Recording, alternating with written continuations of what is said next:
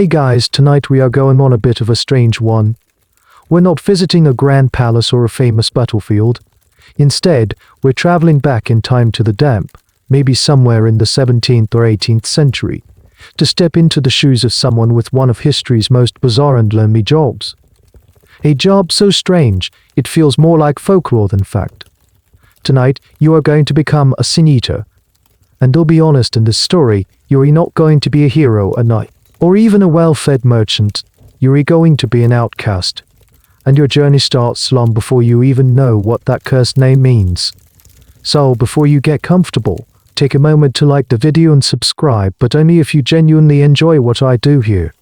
And while you're at it, let me know in the comments what city you're listening from, and what time it is for you. I love seeing how far these stories travel, and let's ease into tonight's journey together. Before all of this began, before the whispers and the averted gazes, your life was, well, it was normal. Normal for the time, anyway. Take a moment and feel it. The air you breathe is thick with the smell of damp earth, wood smoke, and the faint, ever-present scent of livestock. You live in a small, wattle-and daub cottage with a thatched roof that leaks a little every time it rains, which is often. Your world is small, bounded by the rolling green hills on one side and the dark, tangled woods on the other. You are not a person of importance. You don't own the land you work, you are a tenant farmer, a cottager, renting a small plot from a landlord you've maybe seen twice in your entire life. Your hands are calloused, your back aches from dawn till dusk, but there's a rhythm to it, a predictability that feels like safety. You wake with the first hint of grey light, your breath fogging in the cold air of the single room you might share with your family.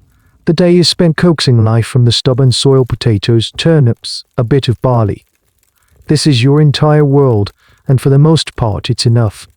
There's a simple, unspoken social fabric here. You know your neighbors. You know who's good for a bit of gossip, whose dog is a menace. On a Sunday, you trudge to the small stone church, not always understanding the Latin, but feeling the weight of tradition and community. Life is governed by the seasons, the harvest, and the church calendar. It's a tough life, a threadbare existence, but it's yours. There is food on the table, even if it's just pottage and dark, heavy bread. There is a fire in the hearth on a cold night. There is a sense of belonging. Walking through the village, you see the subtle signs of the pressures everyone is under. You might pass a slightly larger house where one or two of the windows have been bricked up. This isn't because of a renovation, it's a desperate attempt to avoid the infamous window tax, a levy on homes based on the number of windows they had. It's a strange and rather sad little architectural quirk of the air, paying the government for the sunlight that enters your home. People chose darkness over taxes. It's a small detail, but it's a constant reminder of how precarious life is. One bad harvest, one sick cow, one new tax from a distant parliament, and this fragile stability could shatter. Historians are still debating the precise origins of the ritual, you will soon come to know. Some argue that the practice of sin-eating was a distorted memory of pre-Christian folk magic, a pagan rite that clung on in isolated rural areas long after the country was converted. Others suggest it was a strange, folk interpretation of the Christian Eucharist, where the bread and wine represent the body and blood of Christ, taken for the remission of sins. Perhaps it wasn't so great a leap to imagine a ritual where bread and ale could absorb the sins of an ordinary person too. But for you right now, these are not academic questions. They are not even thoughts. Your only thought, as you sit by the low fire, the shadows dancing on the rough plaster walls, is the ache in your muscles and the simple satisfaction of a day's work done. You listen to the wind howling outside, a familiar, almost comforting sound. You have a place in this world. A small, humble, but defined place. You matter to the people under this roof. You are known. You are, for lack of a better word, safe. You don't know it yet, but this simple, quiet life, with its hardships and its small comforts, is already living on borrowed time. The ground beneath your feet is about to give way. The ground gives way not with a sudden earthquake, but with the slow, persistent drumming of rain. At first it's a blessing, a welcome drink for the thirsty late summer fields. But it doesn't stop. For days, then weeks, the sky is a uniform, weeping grey. The world becomes a soupy mess of mud and water. Your small field of barley, the one you were counting on to pay the rent and see you through the winter, begins to rot where it stands. The potatoes in the ground turn to a black, watery mush. A quiet panic begins to settle over the village, a shared anxiety that you can see in your neighbor's eyes. But for you, on your tiny plot of land with no safety net, the panic is a loud, screaming thing in your head. The landlord's agent comes to collect the rent. He is a man with a hard face and a ledger book, and he does not care about the rain. He doesn't care about your sodden fields or the hunger that's already starting to gnaw at your belly. He wants his due. When you can't pay, the words are cold and simple. You are given a notice. You have until the end of the month to settle your debt, or you will be evicted, thrown off the land your family has worked for generations. And so, the bad joke of fate unfolds. This isn't a dramatic tragedy with a clear villain. It's a slow, grinding process of attrition. It's the universe playing a cruel prank. First, your livelihood is washed away. Then your home is put to the test. And finally, your morality is put to the test. You watch your family grow thinner. You hear the small coughs that linger in the damp cottage. You boil shoe leather for a semblance of soup. Desperation is a physical thing. It hollows out your stomach and fills your mind with frantic, dangerous thoughts. One night, you can't take it anymore. You're not a thief. The very idea would have been an insult to you just a few months ago. But you are a person pushed to the absolute to the rain and the quiet, hungry breathing in the dark. You picture the landlord's smokehouse, filled with hams and bacon, or the granary, overflowing with sacks of dry, perfect grain.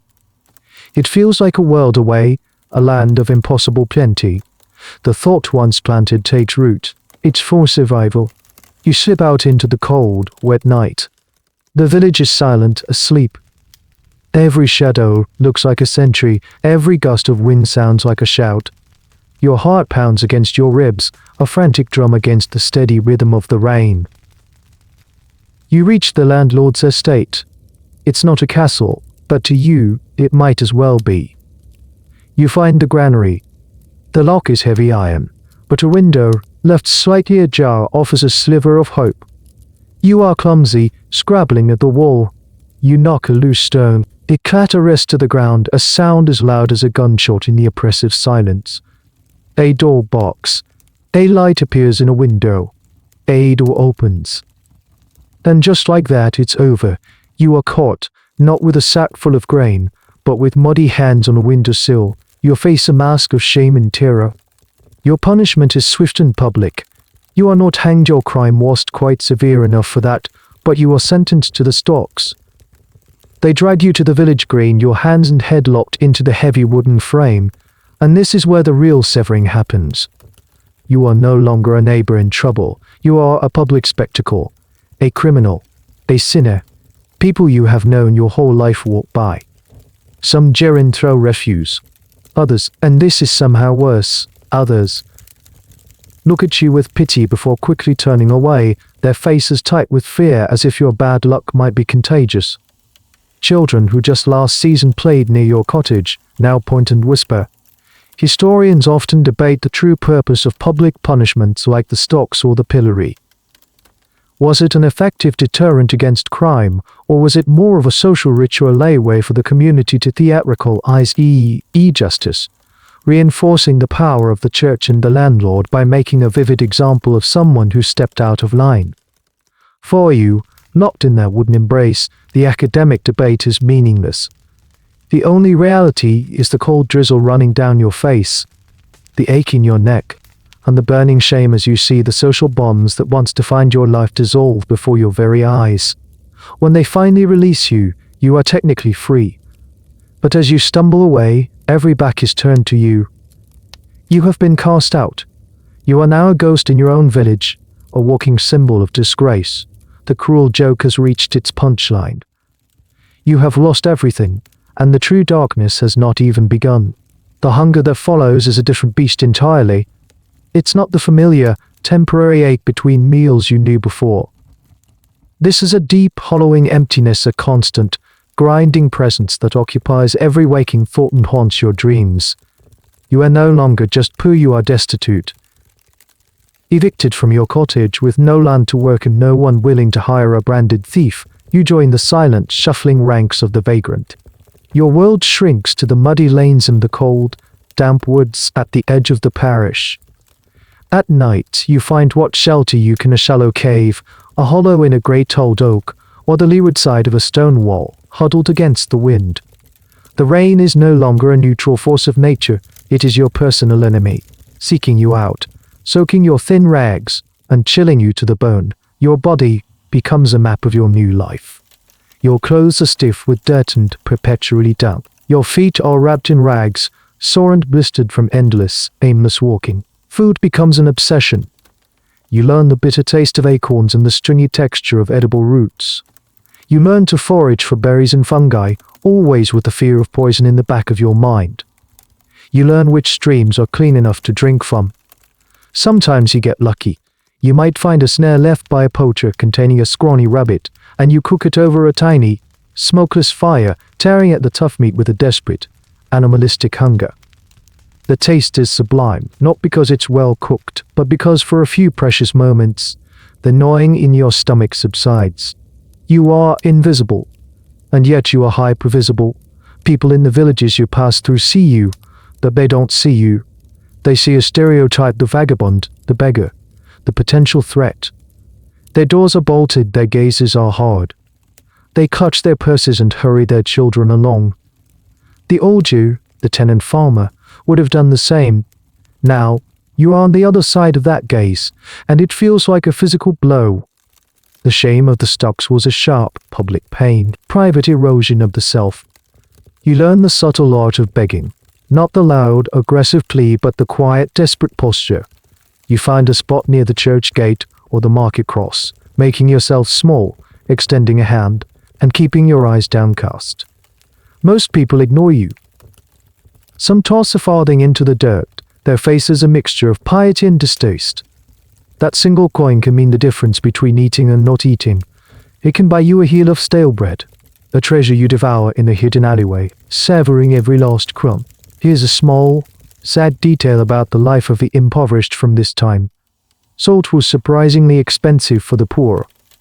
It was a crucial preservative in the source of flavor, but it was also taxed. So the food you do manage to find is often bland, tasteless. The lack of salt is another constant reminder of your lowly status. Your diet is a monotonous cycle of 4 aged plants, and if you're lucky, this lack of nutrition begins to take its toll. Your eyes sunken. A simple cut can become infected, festering for weeks. This is where your dignity begins to fray. Hunger makes you do things you never thought you would. You rummage through refuse piles behind taverns, fighting with dogs for scraps. You watch a farmer's cart go by, your eyes fixated on a single turnip that has rolled to the back, and you have to physically restrain yourself from lunging for it. Every morsel of food is a victory, every empty-bellied night a defeat. Historians sometimes get lost in the grand narratives of kings and queens, of wars and revolutions. But for the vast majority of people, history was written in the quiet, desperate struggle for daily bread. There's a continuing debate among social historians about the moral economy of the poor in early modern Britain. Did communities have an unwritten code of looking after their own, or was it a brutal, every man for himself reality from your vantage point, shivering in a ditch? It feels very much like the latter. The old communal ties have been severed by your crime. You are outside the circle of care. The world becomes a series of calculations. How much energy will it take to walk to the next village? Is it worth the risk? Where is the most likely place to find a scrap of food?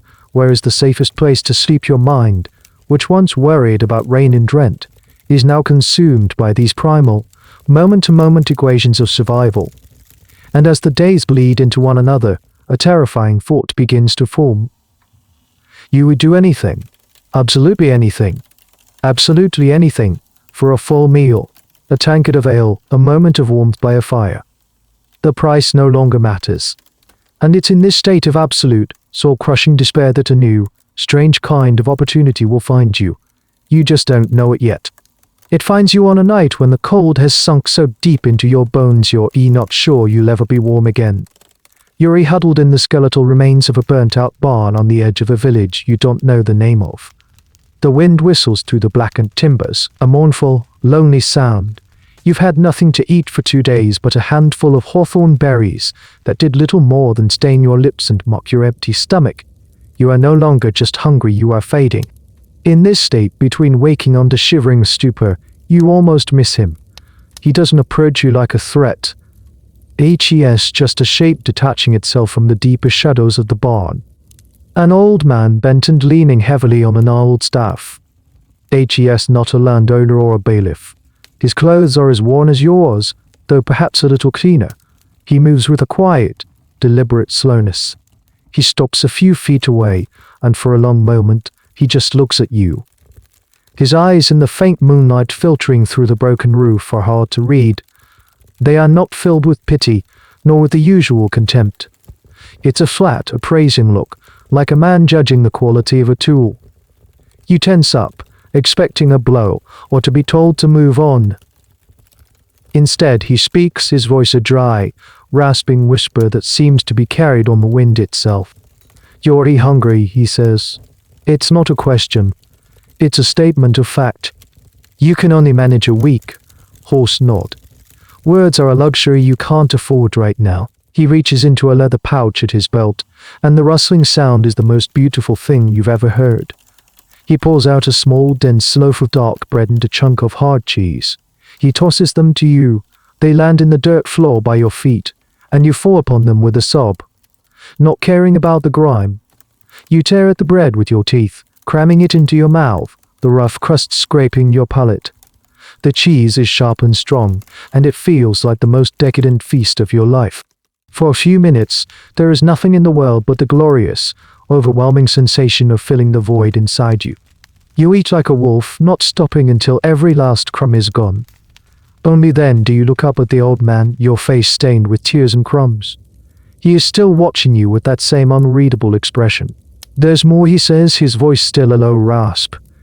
"A proper meal, hot meat, fresh bread, a full tankard of ale, all you can eat and drink."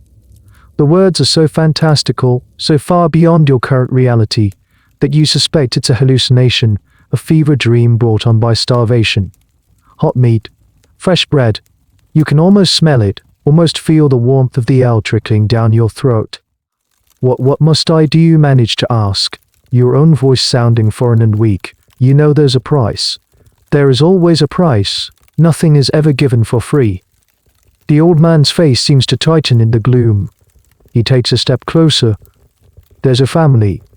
On the other side of the village. The father passed this evening. His soul is heavy. They need someone to perform a service. A final comfort for the departed. He uses strange, careful words. Service, comfort. It sounds almost respectable, like something a priest would do. But you know priests don't recruit starving vagrants from ruined barns. Your mind, sluggish from hunger and cold, struggles to make sense of it. What kind of service could you possibly provide you? A disgraced outcast. The old man seems to read the confusion on your face. It is not for you to understand the why of it. It is an old custom, a necessary one. All you need to know is this: you go to the house. You will be given a plate and a tankard. You will eat what is given, and you will drink what is poured. You do it in silence. When you are finished, they will give you a groat, and you will leave. You will not speak to them, and they will not speak to you. It sounds too simple, suspiciously simple. Just eat a meal in silence and get paid for it. The warning bells in your head are faint, drowned out by the memory of the bread and cheese and the promise of more. What could be so terrible about eating a meal? This is a recurring theme in folk traditions from this era, the idea of a liminal figure, an outsider, being called upon to perform a task that the community itself finds repellent but necessary. Historians are still divided on how these arrangements were actually made. Was there a designated go-between, like this old man, or did desperate families send word out through the shadowy networks of the poor? The exact mechanism is lost to time, but the core principle remains: when a job was too spiritually or socially dirty, it was outsourced to someone who had nothing left to lose, and that someone is you. where you ask, your voice a little stronger now, fueled by the small meal and the incredible, reckless hope of a full one. The old man points with his staff out into the darkness, in the direction of the village. Follow the lane. You'll see a cottage with a single candle burning in the front window. No other house will have a light on. Knock once. The door will be opened. Go. He turns and melts back into the shadows as quietly as he appeared, leaving you alone with the choice. Your gut is screaming that this is wrong, that this is wrong, that there's a dark undertow to this strange invitation. But your stomach, now awakened and drawing for more, is screaming louder. The promise of a hot meal. A coin. It's a siren song you are simply too weak to resist. You pull yourself to your feet, your joints protesting, and take the first step out of the barn and into the night, towards the single, waiting candle. You follow the muddy lane, your bare feet sinking into the cold ooze with every step. The village is a collection of silent, dark shapes hunched against the night sky. It feels like a ghost town, every window a blind eye, every door shut tight against the darkness and whatever might be moving within it. Your guide was right. There is only one light, a single, flickering candle flame in the window of a small cottage, casting a weak, buttery glow that seems to be swallowed by the oppressive darkness just a few feet from the walls. As you get closer, a primal fear begins to prickle at the back of your neck. This is not the fear of being caught or chased. This is a deeper, more ancient fear. The fear of the unknown, of things that are not right. The air around the cottage feels heavy, still. The usual night sounds, the chirp of crickets, the rustle of unseen creatures, seem to have fallen silent here. All you can hear is the frantic thumping of your own heart. You stand before the rough-hewn wooden door for what feels like an eternity. Your hand is raised to knock, but it trembles. All the old man's words echo in your head. Eat what is given, drink what is poured, do it in silence. It still sounds so simple, yet every instinct screams that you are about to cross a threshold from which you cannot return. But then, the hunger pains twist in your gut, a brutal, physical reminder of your reality. What choice do you have? Go back to the barn, to starvation? You knock, just once. The sound is dull and final against the old wood. For a moment nothing happens. Then you hear the scraping sound of a bolt being drawn back from the inside. The door creaks open, just wide enough for you to slip through. A man stands there, his face shrouded in shadow. He doesn't even look at you. He doesn't even look at you. He just steps back, holding the door, a silent, grim invitation. You step inside. The first thing that hits you is the smell.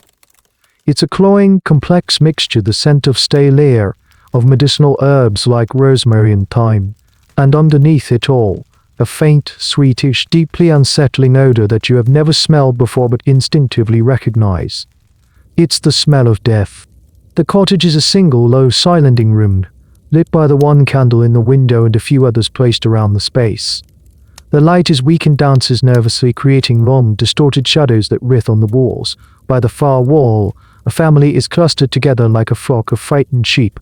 A woman, her face pale and streaked with tears, clutches two small children who peek at you with wide, terrified eyes from behind the folds of her skirt. Another man, perhaps a brother, stands stiffly, his jaw clenched, his gaze fixed on the floor. They don't look at you. It's a deliberate, forceful act of not looking, as if your very presence is a contamination. You are not a guest, you are a necessary tool, a piece of equipment to be used and then discarded. And then you see it. In the center of the room, laid out on a simple wooden plank table, is the source of the smell and the silence. A man's body. He is dressed in a clean, white shroud. His skin is waxy and pale in the candlelight. His hands are crossed peacefully over his chest. He looks like he is simply sleeping, except for the profound stillness, the absolute absence of life. This is the first time you have been this close to a corpse. In your old life, death was handled by the family and the church. It was a communal, albeit somber, affair. But this is different. This is cold, unstrange, and terrifyingly intimate. On the steel chest of the deceased, placed directly over his heart, are two things: a thick slice of dark bread, and a small wooden bowl filled to the brim with dark ale. Your eyes are drawn to the food, and for a horrible, shaming moment, your hunger overrides your fear. The bread looks fresh, the ale is dark and rich, the promise of the old man. Your payment for this service. A low, guttural growl escapes your stomach, a sound so loud in the suffocating silence that you flinch, and you see the family flinch with you. The practice of placing bread or salt on a corpse was not exclusive to the sin-eating ritual. It was a common folk custom in many parts of Britain, believed to ward off evil spirits or prevent the body from swelling. Some historians argue that this existing tradition was the seed from which the more elaborate sin-eating ritual grew. The bread was already there, attributing it with the power to absorb sin was the next logical folk step. For you, however, there is no historical context. There is only the bread, the ale, the body, and the crushing weight of the silent, watching family. The man who opened the door points a trembling finger towards the table. He still doesn't speak. He doesn't need to. You are to approach the body. You are to take the meal from its chest. And you are to eat it. Your legs feel like lead, but you force them to move, one shuffling step at a time, across the packed earth floor, towards the silent man and his final, terrible meal. You stand over the body, close enough to see the tiny, colorless hairs on the back of his still hands. The candlelight flickers, casting a soft glow on the waxy plane of his forehead. The silence in the room is a physical presence, a heavy blanket pressing down on you. You can feel the eyes of the family on your back, a mixture of hope, fear, and revulsion. They are counting on you, and they are disgusted by you. Your gaze is fixed on the offering. The slice of bread is thick and coarse, country-made. The bowl of ale is so full that a tiny bit has spilled, creating a dark, damp spot on the white burial shroud. The sight of it is both monstrous and tantalizing. Your stomach clenches with a violent, desperate hunger. Your mind screams at the sacrilege of it all. You are about to eat food that has been resting on a dead man's chest, food that, according to the strange logic of this ritual, is now laden with a lifetime of his transgressions. You reach out a trembling hand. The air between your fingers and the bread feels charged, electric. Your hand shakes so badly you're afraid you'll drop it. You force your fingers to close around the slice. It's cool to the touch and slightly damp from the night air and its proximity to the body. You lift it from his chest. The space it leaves behind on the shroud seems darker, a shadow of its former self. You bring the bread to your lips. The smell is yeasty and wholesome, a scent that should be comforting but is now deeply unnerving. You take a bite. The bread is dense and chewy. As you chew, you can't but imagine the man beneath the shroud. What were his sins? Did he lie? Did he cheat his neighbor in a trade? Did he have unkind thoughts or moments of fury? The old superstitions, the ones you grew up with, come rushing back. The idea that with every bite, you are literally physically consuming the darkness of his soul. You are taking his moral failings into your own body so that he may travel to the afterlife unburdened. You chew mechanically, your throat tight. You force yourself to swallow. The lump of bread feels like a stone going down your gullet. Now for the ale. You pick up the wooden bowl. It's surprisingly heavy. You lift it to your mouth, the rim cooled against your lips. The ale is strong and bitter, with a malty aftertaste. You drink it all, a long, continuous draught, not because you're thirsty, but because you want it to be over. You drain the bowl until the last drop is gone. As you lower the empty bowl, a strange thing happens. A collective sigh seems to pass through the family huddled in the corner. It's a sound of profound, exhausted relief. The tension in the room breaks, replaced by a quiet, mournful finality. The service has been performed. The transaction is complete. The historical accounts of sin eating, though scarce and often sensationalized, describe this moment with a chilling consistency. The sin eater would stand over the corpse and recite a short formula, something along the lines of "I give easement undressed now to thee, dear man. Come not down the lanes or in our meadows, and for thy peace I pawn my own soul." Whether you are made to say these words or whether your silent consumption is enough, the effect is the same. You have officially taken his spiritual debts upon yourself. Now, a fascinating, undebated little tidbit: some folklore suggests that the payment for this ritual had to be a specific amount.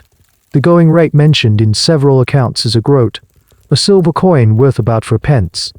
It was considered just enough to be a payment, but not enough to be considered a fair or willing purchase of a man's sins. It was a wage for the damned, a pittance that reinforced the low status of the person performing the act. Paying too much might imply the sin was great, paying too little would be an insult. The groat was the price of a soul's transit. The man who let you in steps forward, his face still averted. He pushes a small, cool metal disc into your hand. A groat. He then points back to the door. Your purpose here is fulfilled.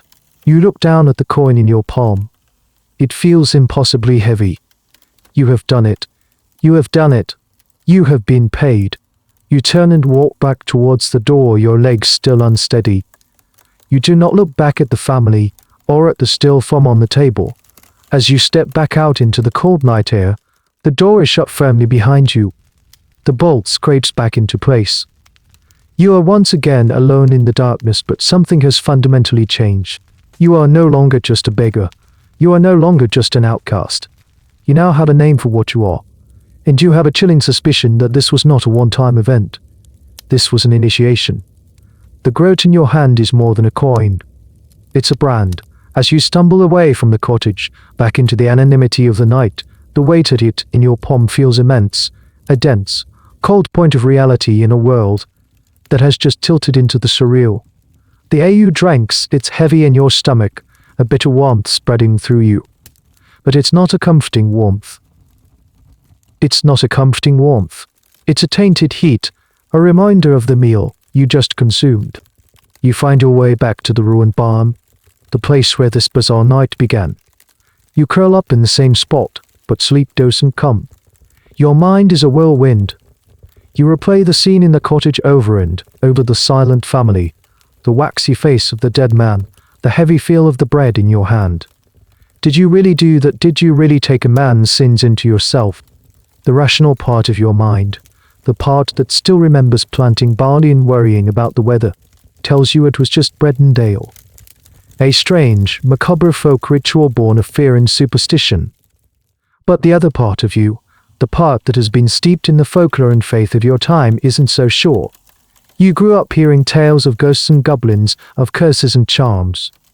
The line between the physical and spiritual worlds has always been thin and porous. A man's soul can be heavy with sin, and a ritual can have real power. You fall into a fitful, dream of wandering through endless, misty lanes with a great weight on your back that you cannot see.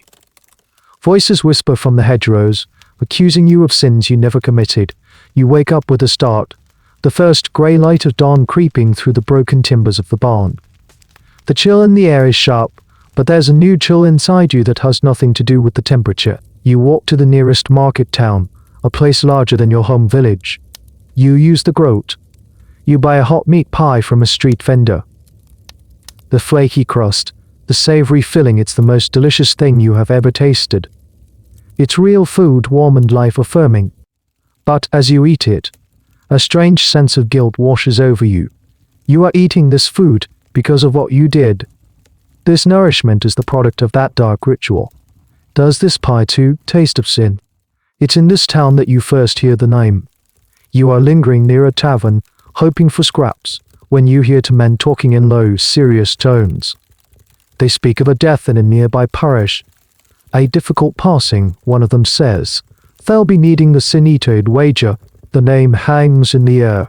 Sin Eater. It hits you with the force of a physical blow. That's it. That's the name for what you did. It's not just a service or a custom. It's a profession, a role, an identity, and it's been given to you. You didn't choose it. It was bestowed upon you in a moment of desperate hunger. Suddenly, the averted gazes and the fearful silence in the cottage make perfect sense. You were not just a random beggar they pulled in off the street. You were fulfilling a specific and terrifying role. The Sin Eater was a figure who lived on the absolute fringes of society, more outcast than the most wretched beggar. They were considered permanently unclean, tainted by the multitude of sins they had consumed. People needed them, but they also reviled them. To touch a Sin Eater, to share a plate with them, or even to look them in the eye, was to risk spiritual contamination. This is a point where historical understanding gets a bit fuzzy.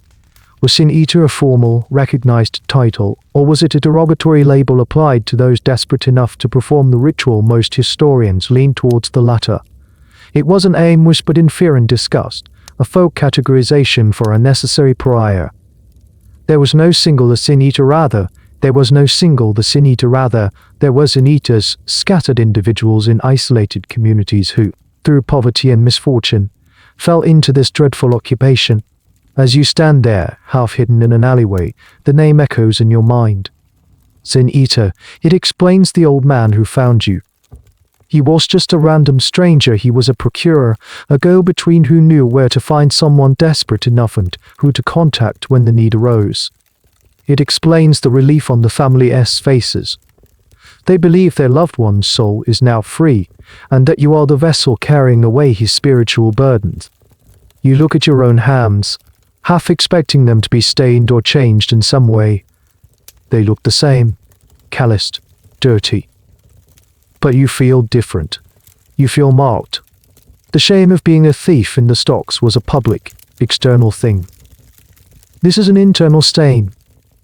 You have a new name now, a name you will never speak aloud, but one that will define every interaction you have from this day forward. You are the one they call when death comes and faith is not enough. You are the repository for their fear of damnation. You are a walking, breathing tomb for the sins of others. The bread and ale were just the beginning. The real price was the name, and the life that comes with it. The name, once known, becomes your cage. You try to move on, to put distance between yourself and that night. You walk for days, heading away from the village with the single candle in the market town where you heard the word. You think, foolishly, that you can outrun it, but the identity follows you, a shadow you can't shake. The old man, or someone like him, finds you again. It happens a few weeks later. You're sleeping in a ditch, and you're awoken by a poke from a staff. It's a different man, this time younger, but with the same hard, appraising eyes. The message is the same. A death, a family in need, a promise of food and a coin. This time you try to refuse. A weak, croaking no escapes your lips. The man just shrugs. Suit yourself, he says, turning to leave. There's always another hungry soul down the road, but the winter's coming on fast. H.E.S. right. The nights are getting colder, the wind sharper. The trees are shedding their leaves, and the scarce food you forage for is disappearing. The thought of another winter spent in ditches and burnt-out barns is a terror that rivals the ritual itself. Your refusal, born of fear and self-preservation, dies in your throat. You follow him. The second time is just as dreadful as the first, but in a different way. The shock is gone, replaced by a grim, soul-numbing resignation. You know the steps now. You know the silence, the smell, the averted eyes. You know the weight of the bread and the bitterness of the ale. You perform the ritual with a dreadful, hollow efficiency. You take the coin. You leave. After this second ritual, you realize you can't keep living in ditches. You need a place. Not a home, not understood the word, but a shelter. A base of operations for your cursed new trade. You find it on a stretch of barren, unclaimed common land, far from any village track, a place no one wants. It's a derelict shepherd's hut. It's a derelict shepherd's hut. Little more than a pile of stones with a half-collapsed roof of turf. It's miserable. It's perfect. You set about making it your own. You patch the roof with branches and mud. You gather bracken and dried moss to make a bed on the floor. You build a crude fire pit near the entrance. It's a den, not a house. A place to retreat to be unseen. Your new home is a physical manifestation of your new social status, isolated, crude, and on the absolute margin of the world. From here you live a strange, nocturnal existence. You learn that your work comes in whispers and shadows. Sometimes a go-between finds you. Other times a message is left at a prearranged dead drop, a hollow log, a specific flat stone on a moor. The message is always simple: a time, a place. You become a creature of the night, walking lonely lanes to lonely cottages. Your life becomes a cycle of hunger, waiting, and the grim ritual. In the days between jobs, you are just a forager and a beggar again. But now even that has changed. Word seems to spread in the uncanny way that news travels among the poor and the rural. People in the market towns start to recognize you, not as the thief from the stocks, but as something far worse. They don't confront you. They simply withdraw. If you approach a stall, the vendor suddenly becomes busy. If you ask for a scrap of bread, the door is shut in your face. The space around you becomes a vacuum. Mothers pull their children away, whispering a warning. Men in the tavern fall silent as you pass the window. They need you, or people like you, to be a final, desperate resort. But needing you and tolerating you are two very different things. You are a living embodiment of death and sin, and they want you as far away as possible until the moment they have no other choice. This enforced isolation is a peculiar kind of psychological torment. There is a strange historical parallel here with lepers in the medieval period. They too were socially ostracized, forced to live apart, and sometimes even ring a bell to announce their presence, warning others of their uncleanliness. While your condition isn't contagious in a medical sense, it is treated as spiritually contagious. Historians debate whether sin-eaters were actively persecuted or simply shunned. The evidence points more towards the latter, a deep, pervasive, and soul-crushing shunning. Your hovel becomes your only sanctuary. Here, at least, there are no judging eyes, no whispers. There is only the wind, the rain, and the quiet company of your own thoughts. You spend long hours staring into your small, smoky fire, the faces of the dead swimming in the flames. You have now carried in for 3 souls, a farmer, an old woman, a young man taken by a fever.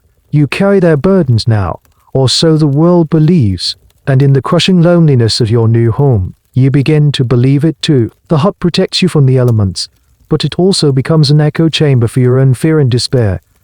It is the place where you truly begin to understand the price of the bread on the chest, a lifetime of profound, unending solitude. The solitude starts to play tricks on your mind. Days bleed into one another, marked only by the rising unsetting of the sun and the gnawing in your belly. In the long stretches between the whispered summons, you have too much time to think, and your thoughts inevitably circle back to the ritual, to the bread and the ale, and to the silent, unseen cargo you supposedly carry. You start to wonder, does sin have a taste? It's a bizarre, unsettling question that takes root in your mind. The first time you were too terrified and hungry to notice anything but the texture of the bread and the bitterness of the ale. The second time you were numb with resignation. But now, as you approach your 4th, your 5th job, you start to pay attention. You go to the cottage of a man who was known to be a miser, a hard man who lent money at cruel rates. When you lift the bread from his chest, does it feel heavier as you chew it? Do you imagine a metallic, coppery taste, like old coins? The ale from his bowl seems sour, thin, and unsatisfying. You leave with your groat, but also with a lingering, unpleasant taste in your mouth that no amount of clean stream water can wash away. A few weeks later, you are called for an old woman. The villagers whisper that she was a gossip, her tongue a sharp and constant source of strife. Her bread, you fancy, is light, almost airy, and crumbles in your mouth, turning to dust. It feels like you're eating empty words. The ale is frothy and leaves a tickling sensation in your throat, like a whispered secret. Is any of this real, or is your starved and lonely mind projecting meaning onto a simple meal? It's impossible to say. You have no one to ask, no one to compare notes with. This strange, sensory world is yours and yours alone. It becomes a private, morbid taxonomy of human failing. The sin of a wrathful man is a fiery, peppery spice that burns your tongue. The sin of a lazy man is a heavy, doughy blandness that sits like a lump in your gut for days. This is a detail you won't find in any official historical record. The accounts of sin eating are factual, concerned with the ritual itself, the payment, the social shunning. They don't and can't cut into the psychological experience of the sin eater. But for you, this is the reality of it. You are not just a ritualistic vessel, you are a connoisseur of damnation. The practice of ascribing physical properties to abstract concepts has deep roots in folklore. Think of how we still say a heavy heart or a bitter truth. Your mind, steeped in this way of thinking, is simply taking it to its logical, terrifying conclusion. You are what you eat, and you eat sin. One of the more bizarre and little-known folk beliefs from this era, particularly in the border regions between England and Wales, was the concept of corpse tending. This wasn't just about washing the body. Certain people were believed to have the ability to read a corpse for signs, a twitch of a finger, a shadow on the skin that could foretell the future or reveal secrets. While not directly related to sin eating, it shows how the body of the deceased was seen not as an empty shell, but as a potent, active object, full of meaning and power. Your ritual is the ultimate extension of this belief. You are not just observing the body, you are ingesting its very essence. This private obsession begins to affect you. You become gaunt, your eyes wild and always moving. The villagers who see you from a distance don't just see a beggar anymore. They see something unhinged, something touched by madness. They see a man who communes with the dead, and it terrifies them. Their fear, in a strange way, reinforces your own reality. They believe you are tainted, and so you feel tainted. Their belief in the taste of sin makes the taste real to you.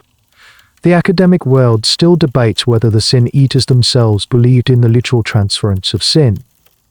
Were they cynical opportunists, playing a role for a meal, or were they true believers, trapped in the same superstitious worldview as the communities that employed them? The most likely answer is that it was a confusing, terrifying mix of both. You know, on some level, that it's just bread. But in the dead of night, after the ritual, when the memory of the taste lingers, it's hard to hold on to that rational food. The weight of it all begins to settle on you. It's not just the sins of others. It's the crushing isolation, the constant hunger, the fear, and now this morbid, sensory encyclopedia of wrongdoing that you are compiling in your head. You start talking to yourself in your hovel, whispering descriptions of your latest meal. You are creating a vocabulary for your own damnation. The taste of sin is the taste of your own unraveling. The transaction is always the same, yet it's different every time. It's a silent, clumsy dance of necessity and disgust, and you learn its steps by heart. It begins with the summons. You never know when it will come. You live in a state of perpetual waiting, a strange limbo between starvation and your next grim task. The summons is never direct. It's always through a third party, a go-between who is himself, usually an outsider of some kind, a poacher, a tinker, someone who moves along the edges of society and isn't too worried about being seen talking to you.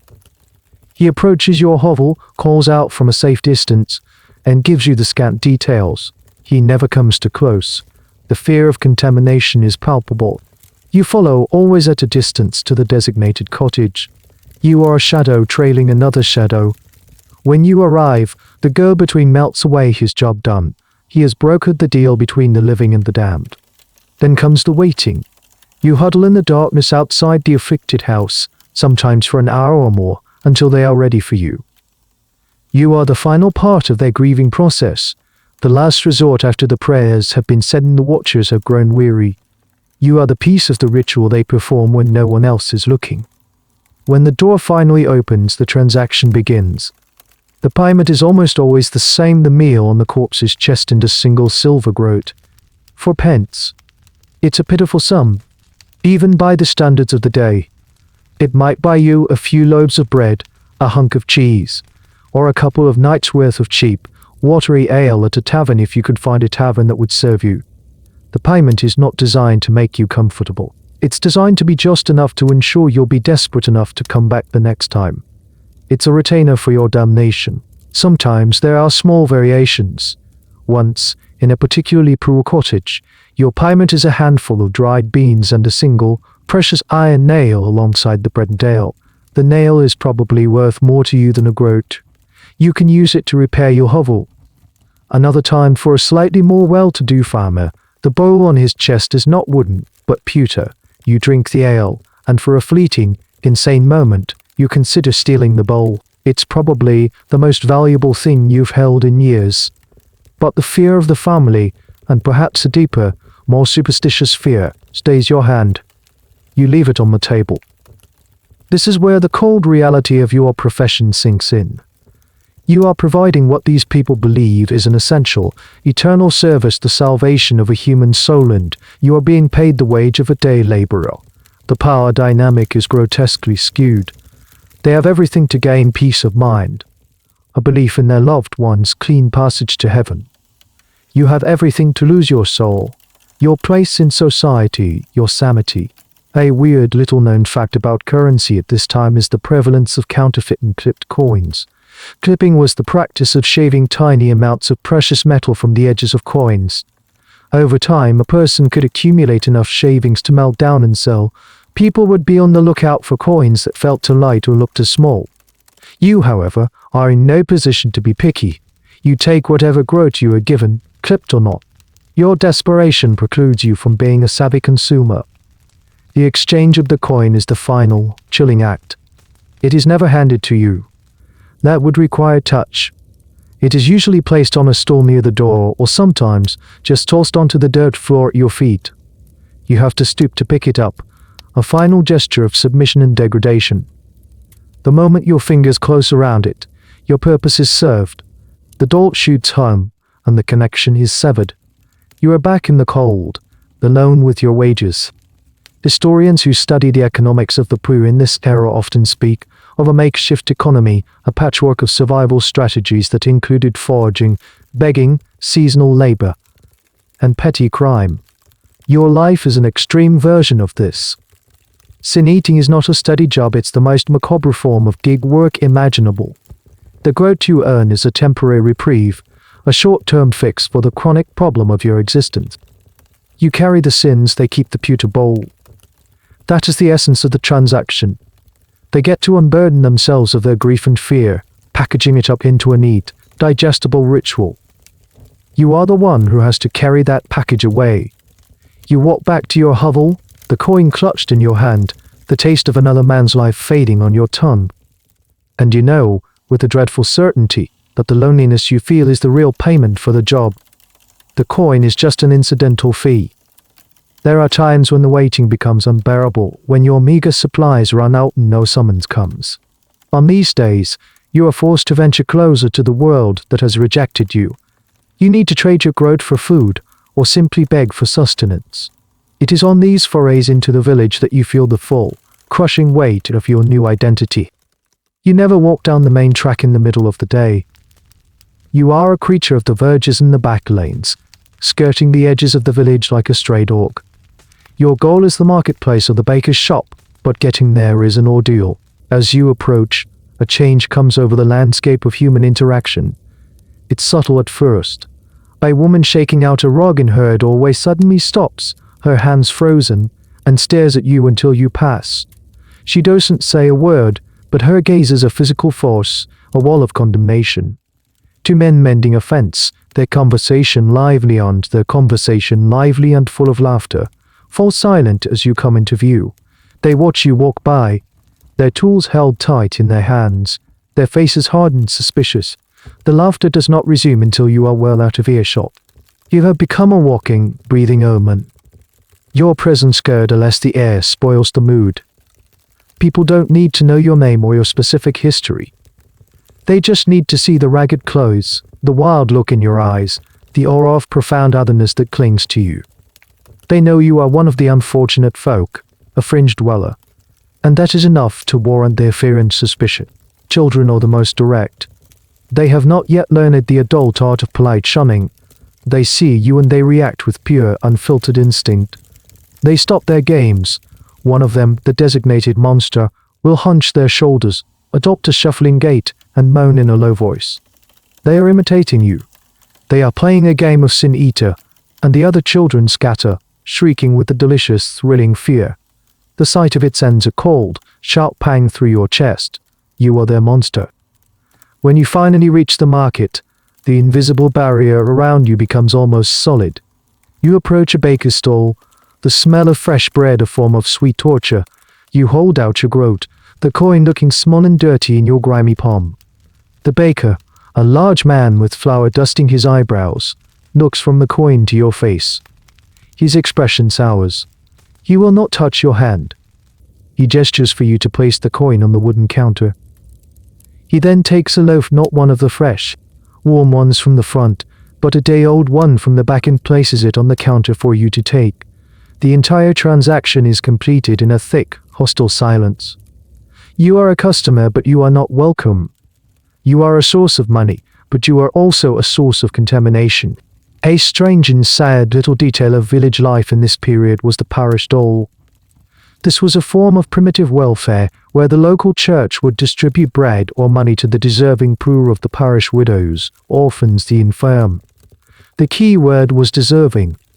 You, as a vagrant, a former criminal, and now a suspected sin-eater, are the very definition of the undeserving poor. You are outside the circle of community care.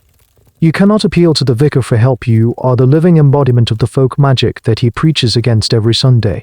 Historians are still untangling the complex relationship between official Christian doctrine and persistent folk belief in places like rural Britain. The church condemned practices like sin-eating as pagan and superstitious, a blasphemous parody of the Eucharist. Yet, in the homes of the common folk, the two belief systems often existed side by side.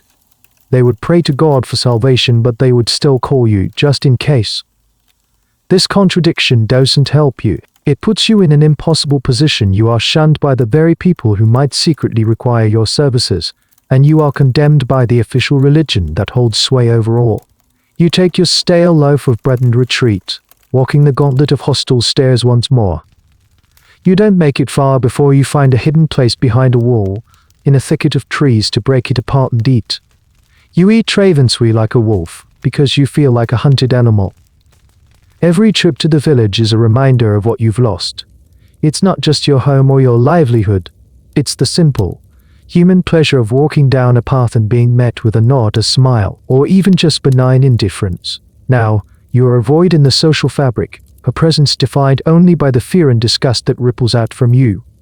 The shadow of the village is long, and it follows you all the way back to your lonely hovel.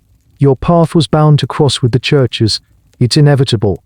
You are two sides of the same coin, both dealing in the currency of sin and salvation, but in ways that are utterly irreconcilable.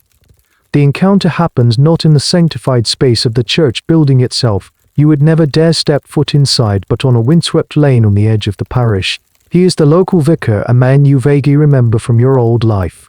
You used to see him on Sundays, a remote figure in vestments, speaking in a language you didn't fully understand. Now you meet him as an equal, or rather as a direct adversary. He is on horseback, a sign of his elevated status. You are on foot, a symbol of your degradation. He reins in his horse as he sees you. His face, which you remember as being placid and serene, is now a mask of stern disapproval. He looks you up and down, taking in your ragged clothes, your matted hair, your general state of disrepair. He doesn't need to be told who you are or what you do. He can see it. He can smell the superstition and folk heresy on you from 10 paces away. You, he says, and the single word is heavy with accusation. I know of your activities. I hear the whispers, the foolish, godless practices you encourage. You stand frozen, your eyes on the muddy ground. There is nothing you can say. To deny it would be a lie. To admit it would be a confession of blasphemy. Silence is your only shield. Do you not understand the wickedness of your trade? He continues, his voice rising with righteous fervor. HES not really speaking to you, HES preaching at you. You offer a false comfort, a devil's bargain. You are a charlatan preying on the grief and fear of the simple-minded. Salvation is not a commodity to be bought and sold for a groat. His words sting, not because they are untrue, but because they contain a sliver of truth. You are part of a transaction. You do take a fee, but he doesn't see the hunger. He doesn't feel the cold. From his position of warmth and authority, your actions are a theological crime. From your position in the mud, they are a means of survival. The forgiveness of sins comes from God alone, he proclaims, his voice echoing in the open air, through sincere repentance and the grace of our Lord Jesus Christ. What you do is a mockery, a pagan mummery that drags souls not to heaven, but further into darkness, both the souls of the dead you pretend to cleanse, and your own. Here lies the core of the conflict. The official Christian doctrine of the time, where the Catholic was determined by God, based on their life and their faith. The Eucharist, the communion bread and wine, was the central ritual for the remission of sins for the living. Your ritual is a folk parody of that, an attempt to create a post-mortem sacrament, and to the vicar, this is an outrageous blasphemy. It cuts out the middleman, the church itself. Interestingly, a weird little bit of theological history, from a slightly earlier period, is the doctrine of purgatory. In Catholic belief, this was a place where souls who died in a state of grace, but were not yet perfected, could be purified before entering heaven. Prayers from the living could help speed this process, while the Church of England officially rejected the doctrine of purgatory after the Reformation. The idea of a soul needing some form of assistance after death lingered powerfully in the popular imagination. Sin eating, some historians argue, was a way for the common folk to reinvent a form of purgatory light, a way to do something for their dead, an impulse the official church no longer sanctioned. The vicar sees you as a direct competitor, a purveyor of illicit, black market salvation. "I have warned my flock against you," he says, his voice lowering to a menacing growl. "They are to put their faith in God, not in witches and charmers. Stay away from my parish." Your presence here is a blight. He doesn't threaten you with physical violence. He doesn't have to. His threat is spiritual and social. He is reinforcing your status as an outcast, using his considerable authority to ensure you are utterly and completely shunned. He is turning the dial of your isolation all the way up. You remain silent, your head bowed. There is no argument to be won. He is a man of books and scripture, of institutional power. You are a creature of hunger and tradition, of mud and whispered needs. You represent everything his orderly, hierarchical world seeks to control and stamp out. He waits for a moment, as if expecting a penitent response. When none comes, he lets out a sound of disgust, a sharp tsk, and kicks his horse, riding on without a backward glance. He leaves you standing in the lane, enveloped in a silence that feels heavier than before. His words have planted a new seed of fear in you. Before, you worried about hunger and cold. You feared the dead and the judgment of the living. Now, you have to fear the judgment of God too. The vicar has articulated what you have dimly felt all along, that in the act of saving your own life, you might be damning your own soul. The encounter leaves you more isolated than ever, caught in an impossible no man's land between the folk beliefs that feed you and the official faith that condemns you. As time wears on, you learn that your strange profession is not a monolithic entity. It's a whispered rumor that has taken on different shapes in different valleys and hills. You are a wanderer now, a nomad of necessity, and as you drift from the English Midlands towards the rugged borderlands of Wales, and hear tales from the drovers' roads that led down from Scotland, you begin to piece together a fragmented map of your own cursed trade. The core ritual is the same: the bread, the ale, the corpse, but the details, the local flavors of the superstition, vary in fascinating ways. In some parts of Herefordshire, you hear, the sin eater is expected to use a specific type of bread, a dark, dense rye loaf. The ale must be served in a wooden bowl that is burned immediately after the ritual, lest any lingering taint remain. In these places, the performance is everything: the solemnity, the posture, the unblinking gaze as you consume the meal are all part of the service, watched closely by the family for any sign of disrespect or levity. You cross into the Welsh Marches, a landscape of steep hills and deep, shadowed valleys where folklore clings like the morning mist. Here, the custom is subtly different. The payment is not always a groat.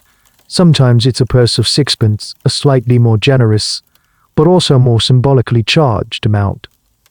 And here, the verbal declaration is considered essential. You cannot simply eat in silence. You must stand over the body after the meal, and formally declare that you are taking the deceased's sins upon yourself, freeing them for their journey. You have to pawn your own soul aloud.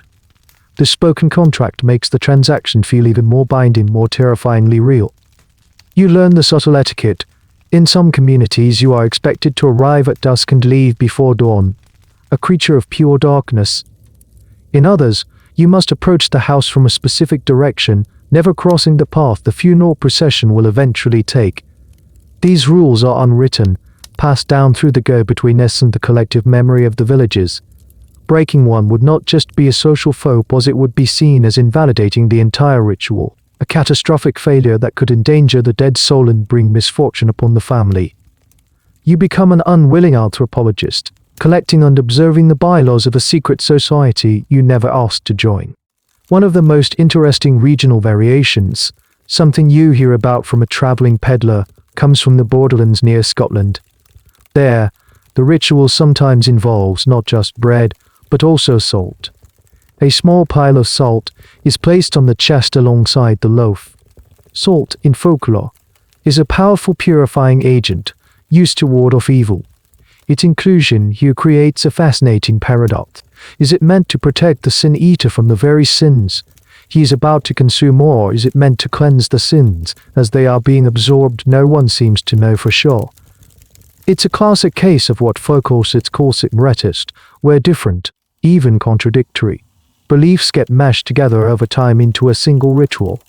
This is a point where the historical record is particularly thin, relying on scattered accounts from antiquarians and folklorists writing in the 18th and 19th centuries, often looking back on what they considered a dying or dead custom. The famous antiquarian John Aubrey, writing in the 17th century, provides one of the earliest and most cited descriptions of a sin-eater in Herefordshire, but even his account is second-hand. Whether these regional variations were deeply rooted traditions or simply the result of garbled retellings is a subject of academic debate.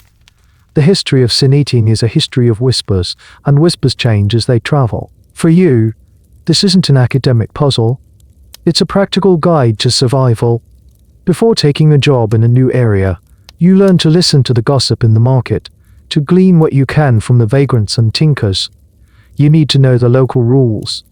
Getting it wrong could mean not getting paid, or worse, earning the wrath of a grieving family who believes you have jeopardized their loved one's eternity. This geographical drift reveals a larger truth: you are part of a hidden, informal network. You are not an anomaly. You are a type. The need for your services, born of a deep-seated fear of death and damnation, is widespread enough to have evolved its own distinct regional dialects of ritual.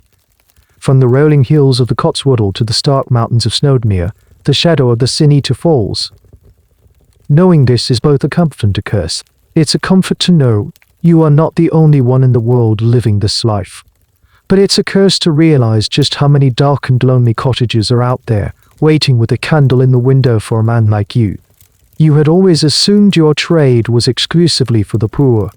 It was a ritual born of rural superstition, for people who lived in wattle and daub cottages and buried their dead in simple shrouds. The wealthy, you thought, had other means. They had grand funerals, marble tombs, and private chaplains to pray for their souls. They had education and enlightenment. They were above such base, primitive customs. You were wrong. The summons comes in a way you've never experienced before. It's not a ragged go-between tapping on your hovel. It's a man in a dark livery coat, mounted on a fine-looking horse. He doesn't look at you with the usual mixture of fear and contempt. He looks at you with a chilling professional disinterest, as if he were hiring a rat catcher. He finds you on the road, miles from any village. How he knew where to look is a mystery in itself. You are the one they call the sin-eater, he asks, his voice clipped and precise. It's not the question of a believer, it's the question of an employee confirming an identity. You give a wary silent nod. My master has need of your services. His father, the old lord, has passed. You will be compensated handsomely, but your presence must be an absolute secret. You will come to the back gate of the estate after midnight. You will be silent.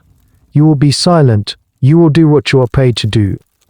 The promise of being compensated handsomely rings in your ears. For a moment you imagine a purse full of shillings, enough to buy proper clothes, enough to eat well for months. The temptation is immense, but so is the fear. This is a different world with different rules and higher stakes. That night you find the estate. It's a great stone manor house, surrounded by a high wall. It's a fortress of wealth and power. You wait by the small, unassuming postern gate at the rear of the property, hidden in a thicket of overgrown ivy. At the appointed hour, the gate creaks open. The man in the livery is there. He gestures for you to follow, leading you through manicured gardens that seem impossibly neat and orderly in the moonlight. You feel like a muddy stain on a pristine tapestry. He leads you not to the front door but to a small private study on the ground floor. The room is a world away from the cottages you're used to. It's panelled in dark, polished wood. Books with leather spines line the walls from floor to ceiling. A fire crackles in a grand stone fireplace. And there, in the center of the room, is the body. He is not on a simple plank table. He is laid out in a magnificent carved oak propped up for viewing. HES dressed in fine velvet. His hands crossed over a silver embroidered waistcoat. He is the landlord, the magistrate, the face of power you have spent your life avoiding. And on his chest, resting on the velvet, is the familiar offering. But it's different. The bread is not a coarse dark loaf. It's a slice of fine, white manchet bread, the kind only the rich can afford. The ale is not in a wooden bowl, but in a gleaming silver goblet. The son, your new employer, stands by the fire, his back to you. He is dressed in black silk, a glass of wine in his hand. He never turns to look at you. "Do it," he says, his voice flat and empty. You approach the coffin. The air here doesn't smell of herbs and poverty, it smells of beeswax, leather and old paper. But the faint, sweetish smell of death is the same. You perform the ritual. You pick up the delicate white bread. It feels impossibly light. You eat it. It's soft and almost sweet. You drink the ale from the silver goblet. It's strong and spiced with something you can't identify. Perhaps cinnamon or nutmeg. It's a rich man's sin. You finish placing the empty goblet back on the dead man's chest. For a moment, there is only the sound of the crackling fire. The son speaks again, still without turning. My father was a complicated man. He was a man of science and reason. He publicly scoffed at the old ways, but on his deathbed he was afraid. He remembered the stories from his childhood, from his wet nurse. He made me promise. The son's voice is filled with a strange mixture of shame and duty. He is an educated, modern man, forced to participate in a ritual he finds embarrassing and absurd, all to fulfill a promise to a dying man reverting to the deepest fears of his own culture. This is a fascinating historical point. The 18th century, the Age of Enlightenment, was a period of huge tension between reason and superstition. While the intellectual elites in London and Edinburgh were discussing science and philosophy, the old beliefs didn't just vanish. They went underground, becoming a private shame, a secret fear. This lord, a man of his rational times, was still culturally haunted by the old ghosts. His son, by hiring you, is not acting out of his own faith, but out of a reluctant love for his father. The man in livery steps forward and presses a small, heavy pouch into your hand. It's C-links. He then gestures firmly towards the door. You are escorted out the same way you came in, through the pristine gardens and out the back gate, which is promptly bolted behind you. You don't stop to look inside the pouch until you are miles away, hidden in the safety of a dark wood. You untie the string and pour the contents into your hand. It's not 1 groat, it's 5 silver shillings. A fortune. More money than you have ever held at one time. But as you stare at the gleaming coins in the moonlight, the feeling is not one of pure elation. It's a cold, hollow victory. You've learned a profound and cynical lesson tonight. The rich and the poor, for all their differences, are terrified of the same thing. They are all afraid of the dark, but the rich have the luxury of treating their fear as a dirty little secret, a private transaction to be handled discreetly by a man like you for a price. They can afford to buy their peace of mind, while you are left holding the sins of a man who probably owned the very land you were evicted from. The coins in your hand feel as heavy as the ones you imagined in the miser's soul. The life of a sin-eater is, by its very nature, a solitary one. You are a singular creature, a necessary pariah. You move through the world alone, and the crushing weight of that loneliness is as much a part of your burden as any sin you've consumed. You assume you are the only one, at least in this small patch of the world you drift through. It's an easy assumption to make. Your role depends on being hidden, on being the single, secret solution to a family's spiritual crisis. And then, one day, you see him. It happens at a sprawling, chaotic horse fair on the border of 2 counties. These fairs are magnets for the rootless and the transient horse traders, tinkers, peddlers, beggars, and people like you hovering on the edges, hoping for a bit of charity or a dropped coin.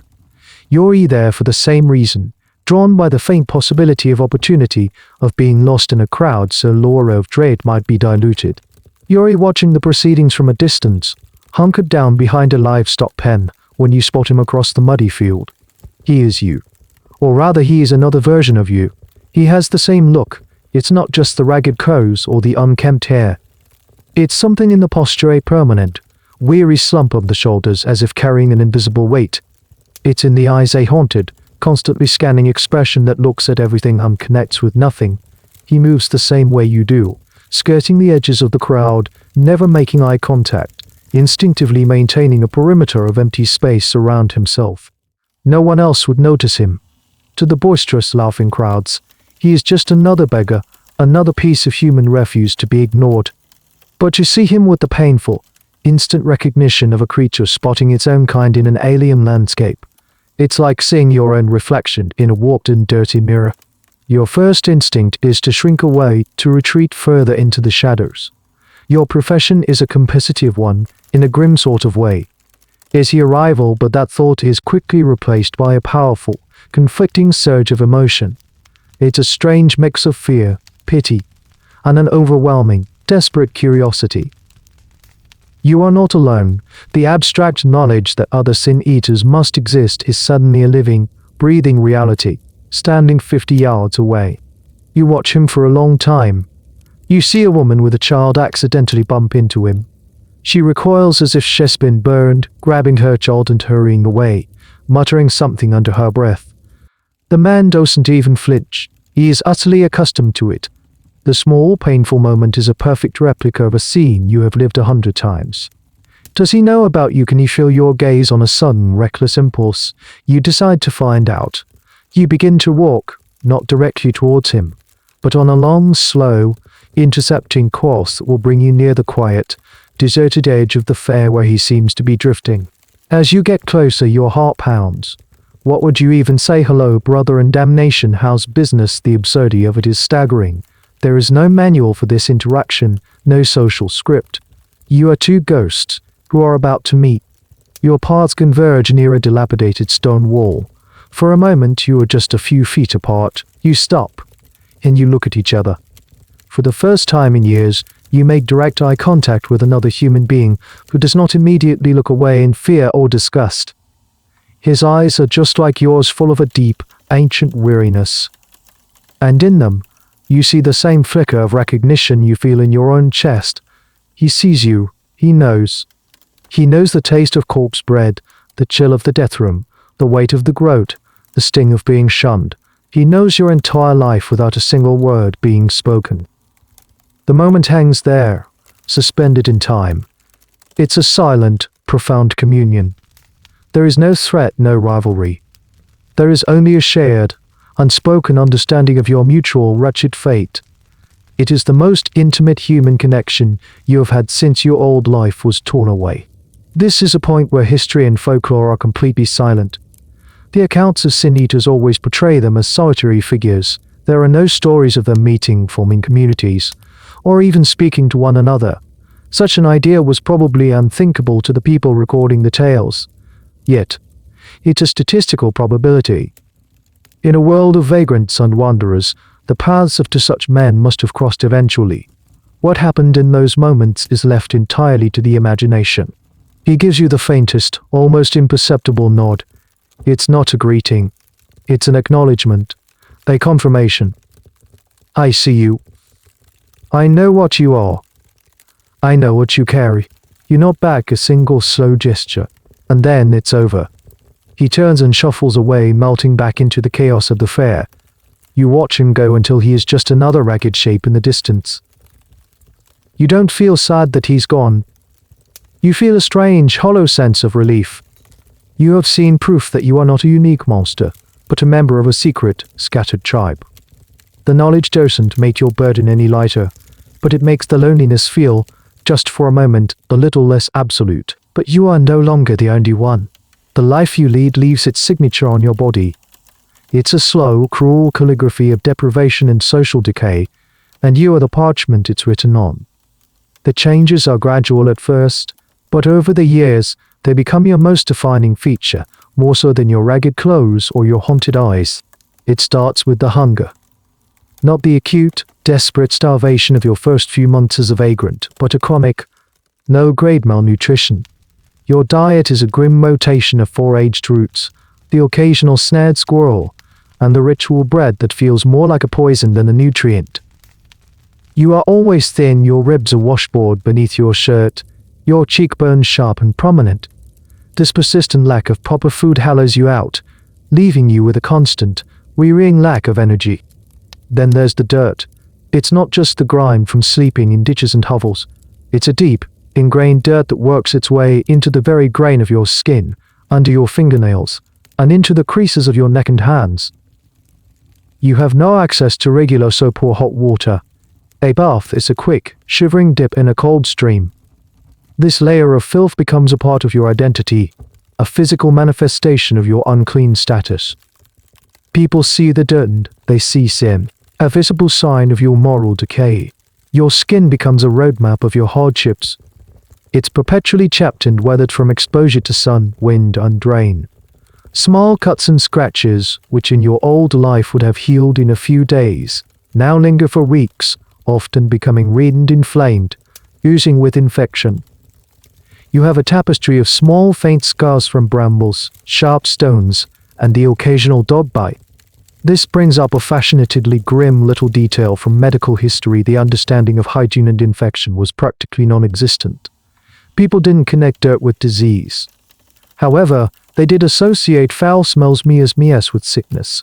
Because you are often unwashed and your wounds may be festering, you carry a faint, unpleasant odor.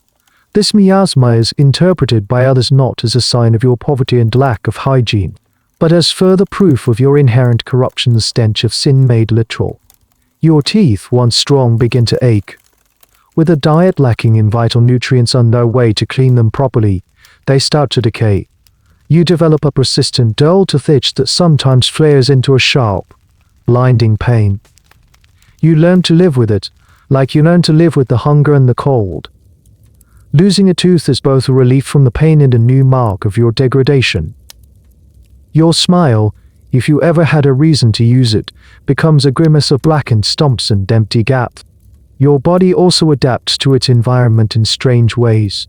Your feet, perpetually bare or wrapped in rags, become tough and calloused, the soles like thick leather, allowing you to walk over sharp stones without flinching. Your eyes, accustomed to the dim light of your hovel and the darkness of your nocturnal travels, become sharp and sensitive to movement in the shadows. You develop a predator's night vision and a prey's constant alertness. Historians studying the skeletal remains of the poor from this period can literally read their life stories in their bones. They find evidence of healed fractures from accidents, signs of arthritis from a life of hard labor and sleeping on cold ground, and lines of arrested development in their teeth known as enamel hypoplasia, indicating periods of severe malnutrition during childhood. Your skeleton is, in effect, a diary written in calcium. If a future historian were to find your bones, they would see the story of a hard, hungry, and painful life. But the most profound mark is not on your skin or your bones. It's in your posture. You develop a permanent stoop, a forward hunch of the shoulders, as if you are perpetually bracing against a wind or a blow. Your head is always slightly bowed, your gaze directed towards the ground. It is the posture of a man who has learned not to be seen, who tries to make himself smaller, to take up less space in the world. It's the physical embodiment of shame and social invisibility. This stoop is not from a physical ailment.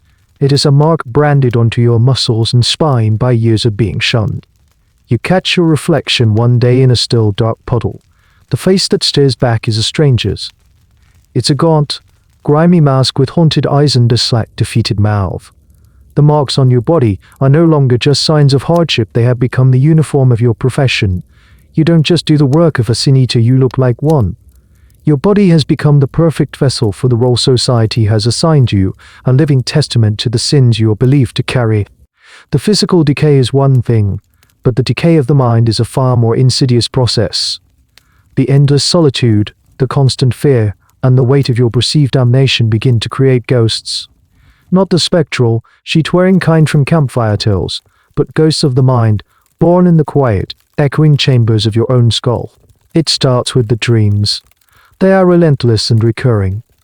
You are always walking, but the paths lead nowhere. You are always hungry, but the food you reach for turns to dust in your hands. And the dead are always with you, not as terrifying apparitions, but as silent, passive companions. The miser, the gossip, the wealthy landlord, they walk beside you in your dreams, their faces blank, their eyes empty.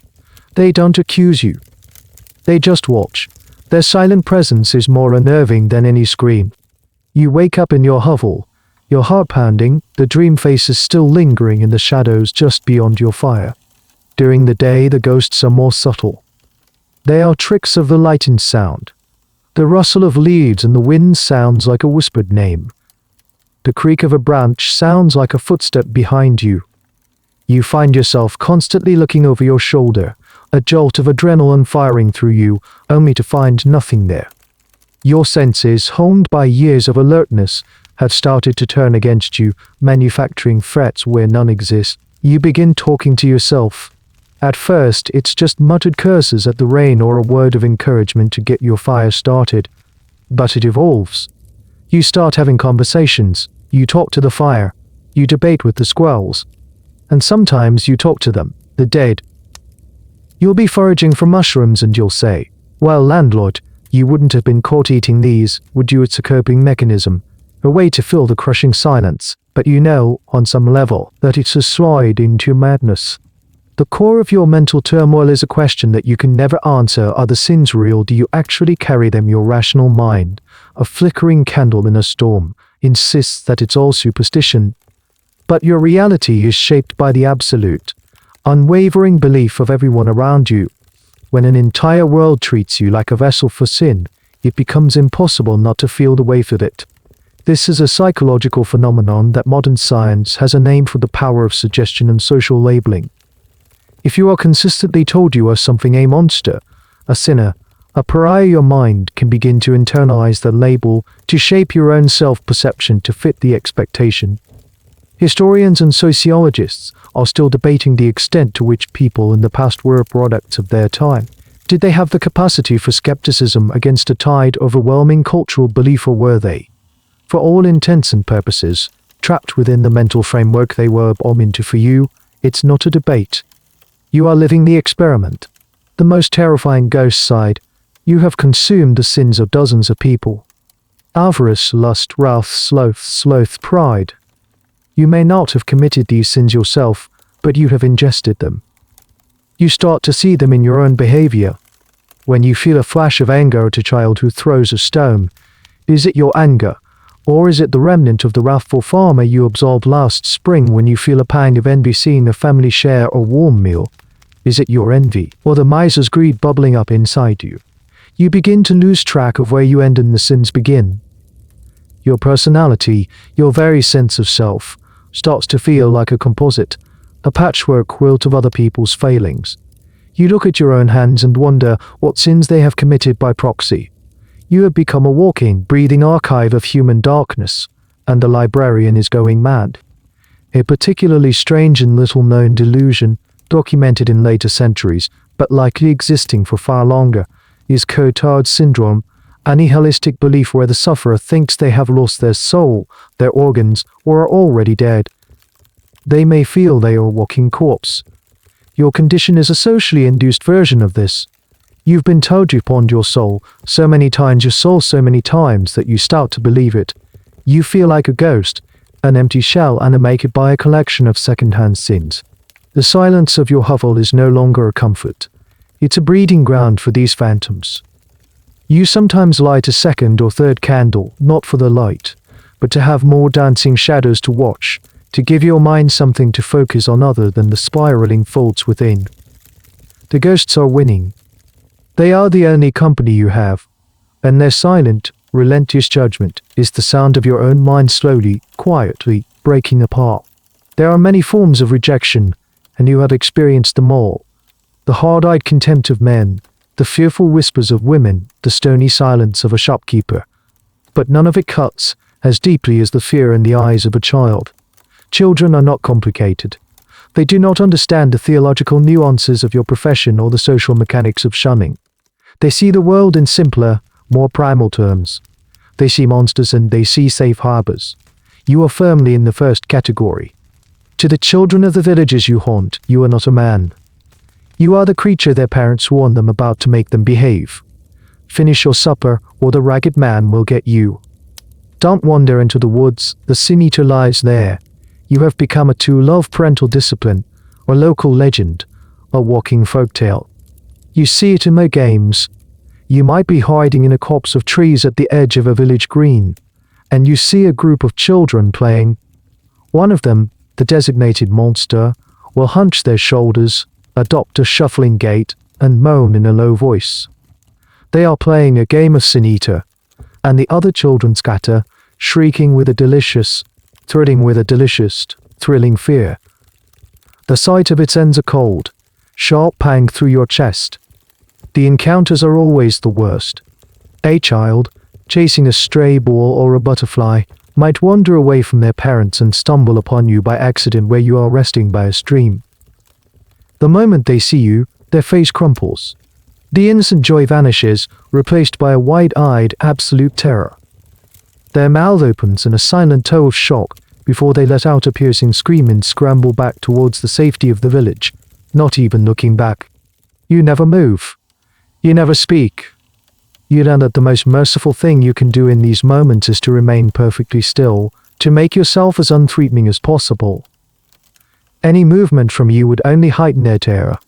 You just sit there, a statue of filth and sorrow, and absorb their fear like you absorb the sins of the dead. This reputation has a practical dangerous side. You are blamed for things. If a sheep goes missing or milk sours overnight, or a child falls ill with a fever, the villagers' suspicion often turns to the outsider, the strange man who lives in the woods and communes with the dead. You are a convenient scapegoat for all the small misfortunes of life. You learn to keep your distance, to be extra careful not to be seen anywhere near a farm or a home, lest some random calamity be laid at your door. Here's a small, sad piece of social history. The belief in witchcraft was still very much alive during this period. While the great witch hunts of the 16th and 17th centuries were largely over, the underlying belief that certain individuals could cause harm through supernatural means, the evil eye, a curse, a malevolent presence persisted, especially in rural areas. You walk a very dangerous line. You are not a witch, but you deal in the same world of dark, unsanctioned magic. Your perceived ability to manipulate could easily be twisted into an accusation of being able to cause blight and sickness. The fear of children is not just emotionally painful, it's a potential spark that could ignite a much more dangerous fire. Historians are divided on whether any sin eaters were ever formally tried or executed as witches. The evidence is scant and non-existent. It's more likely they were simply driven out, chased away by a mob armed with stones and pitchforks. Your monstrosity is, for the most part, a matter for the community to handle, not the courts. One day, the cruelty of it becomes particularly sharp. You are huddled near a bridge, trying to stay out of the rain, when you see a small, carved wooden horse lying in the mud. It's a child's toy, accidentally dropped. It's crudely made, but you can see the care that went into it. You pick it up. The wood is smooth in your hand. For a moment, you are transported back to your own life, to the simple memory of what it was like to be a part of a family, a community. You see a young girl, perhaps 5 or 6 years old, crying to her mother, pointing back towards the bridge. She has just realized her toy is lost. On a foolish, humane impulse, you step out from under the bridge, holding out the small horse. The reaction is immediate and devastating. The mother screams and snatches the child, pulling her close. The little girl's tears of sadness turn into shrieks of terror at the sight of you. The monster has her toy. You have contaminated it. You stand there, your arm outstretched, the small wooden horse in your hand. You are trying to perform a simple act of kindness, but your very presence has twisted it into an act of terror. You slowly place the toy on the ground and retreat back into the shadows under the bridge, your heart feeling like a cold, heavy stone in your chest. The fear of children is the purest reflection of your damnation. They hold up a mirror that shows you not the man you are, but the monster you have become. In a world painted in shades of grey and black, a single pinprick of light can seem as bright as the sun. Kindness, when it comes, is so rare and so unexpected that it almost feels like a trick. It's a shock to the system, a jolt that reminds you of a language you have almost forgotten how to speak. It happens on a bitterly cold autumn evening. You are on your way to a job, a summons that has taken you to a remote valley you've never visited before. A freezing rain has started to fall, and you are soaked through, your teeth chattering uncontrollably. You are miserable, but you are focused on the promise of a meal and a coin that awaits you at your destination. You are passing a tiny, isolated cottage, not your destination, just a home on the path. The warm glow of a fire is visible through its single, small window. As you trudge past, the door creaks open. An old woman stands there, silhouetted by the firelight. She is ancient, her face a spitterbare of wrinkles, her back bent with age. You flinch, expecting the usual reaction, a sharp intake of breath, a slammed door, a muttered curse. You brace yourself and keep walking, your eyes fixed on the muddy track ahead. "Lad," she calls out, her voice thin and reedy but clear. "You'll catch your death out there." You stop stunned. She is speaking to you. Directly, without fear. You turn slowly to look at her. She is holding a small wooden bowl of something that steams in the cold air. "It's not much," she says, "just some broth. But it's hot. Come, take it by the door." You are frozen with suspicion. Is it a trap? Is this some kind of test? No one has offered you unsolicited kindness, and you can't even remember how long. You look into her eyes. They are clouded with age, but they hold no fear, no contempt, only a simple, weary pity. You approach the doorway cautiously, like a stray cat approaching a saucer of milk. You stay on the threshold, not daring to step inside. She holds out the bowl. Her hand trembles with age, and you reach out to take it, your grimy fingers brushing against hers for a fleeting second. The contact is electric. It's the first non-transcational human touch you have felt in years. You take the bowl. It's warm in your hands, a small pocket of life in the cold, wet night. It's a simple vegetable broth, thin and watery, but the warmth spreads through your fingers, up your arms, and into your chest. You lift it to your lips and drink. The hot liquid is a balm to your child body and your frozen soul. It tastes of salt and turnips, and something you can only identify as human decency.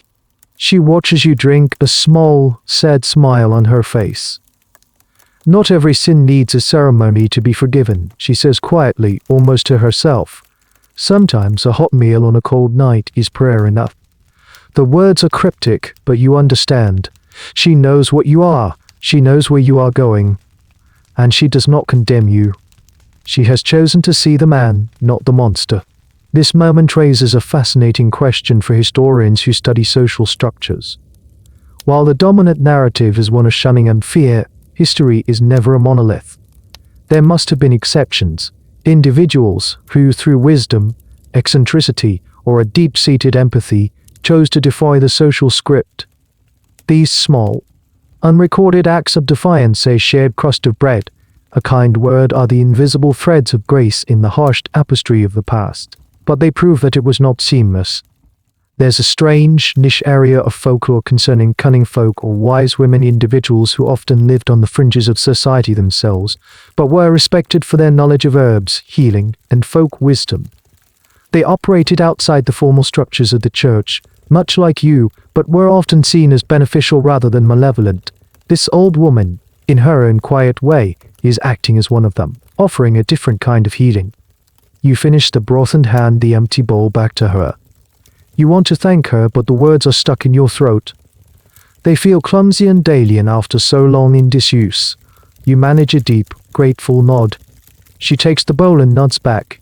"God go with you, lad," she says softly, before closing the door, leaving you once again in the cold and the dark. You stand there for a long time, the warmth of the broth still lingering in your belly. Nothing has fundamentally changed. You are still on your way to perform your grim ritual. But the encounter has cracked open a window in the prison of your solitude. It doesn't let you escape, but it lets in a breath of fresh air. The memory of that small act of kindness becomes a talisman for you. In the lonely days and nights that follow, you hold on to it. It's a proof, a single flickering piece of evidence that the world is not entirely without grace, and that somewhere in one person's eyes, you were seen not as a vessel for sin, but simply as a cold and hungry boy. It doesn't make the burden lighter, but it makes it, somehow, more possible to bear. You start to notice the changes not in yourself, but in the world around you. They are subtle at first, like the slow turning of a great rusty wheel. The world is getting older and stranger.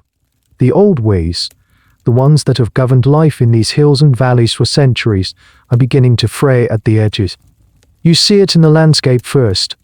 New roads are being cut through the countryside, straighter and wider than the meandering old tracks you were used to. They are unsettlingly direct, slicing through ancient fields and woods. Along these roads, you see more and more enclosed fields, mapped out by crisp, new hedgerows and stone walls. The old common lands, where you and others could graze or go to forage for fuel, are shrinking, being swallowed up by private property. The world is being carved up, measured being carved up, measured and sold. This was the era of the Enclosure Acts, a long and controversial process where open, communal land was turned into private farms. For landowners, it was progress and efficiency. For the landers people like you, it was another door slamming shut. The people are changing too. You see it in the market towns. There are new faces, people drawn from the countryside to work in the small, primitive factories and mills that are starting to spring up near the rivers. They speak with different accents and have a different rhythm to their lives, one governed not by the seasons, but by the factory bell. With these changes comes a shift in belief.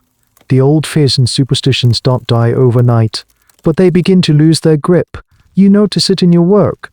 The calls become less frequent. A generation is rising that is more likely to put their faith in a doctor with his modern medicines than in a wise woman with herbal poultices. They are more likely to trust the vicar's official prayers than the folk magic of a sin-eater. You go to a cottage for a job. The family is grieving, but there's a different quality to their fear. It's less primal, more self-conscious. The son, a young man who has perhaps spent time in a larger town, seems embarrassed by the whole affair. He watches you perform the ritual not with the terrified reverence of his parents, but with a kind of skeptical curiosity, as if observing acquaintance slightly distasteful historical reenactment. He pays you your groat, but his expression seems to say, "We're only doing this for my mother's sake." The decline of your profession is not a clean, linear process. It's patchy. In the more isolated, remote valleys, the old ways hold on with a fierce tenacity. There you are still a necessary and terrifying figure.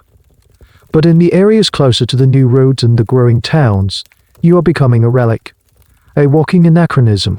One of the most fascinating debates among historians of this period is about the speed of cultural change. Did new ideas about science, religion, and society trickle down slowly from the elites to the masses, or did they spread more rapidly along new trade routes and through new forms of print like chapbooks and newspapers? Your experience suggests it was a slow, uneven process. You can literally walk from a village steeped in the 16th century into a valley that is beginning to feel like the 19th. You even start to hear a new, dismissive word for what you do: folklore. You overhear two well-dressed men talking at a coaching inn where you are begging for scraps. They are gentlemen scholars, amateur antiquarians, discussing the curious customs of the peasantry. One of them mentions the strange tale of the sin-eater with a kind of detached, academic interest, as if describing an exotic species of insect. They are studying your reality as a fossil. This change is both a blessing and a curse. On the one hand, the fear that surrounds you begins to dissipate. The stares are less intense, replaced by a kind of pitying curiosity. You are becoming less of a monster and more of a character, a strange old man with his odd ways. But this also means your livelihood, as grim as it is disappearing. The demand for your unique, terrible skill is drying up. You are a specialist in a dying industry. The world is moving on, and it's leaving you behind. The ghosts of the dead you carry are being replaced by the ghost of your own profession. You are becoming obsolete. And for a sin-eater, a man whose entire identity is tied to a specific function, obsolescence is a terrifying prospect. It means you are no longer a necessary evil. You are just unnecessary, and in the harsh economy of your world, to be unnecessary is to be truly, finally invisible. The summons for what will be your last job comes on a grey, drizzly afternoon.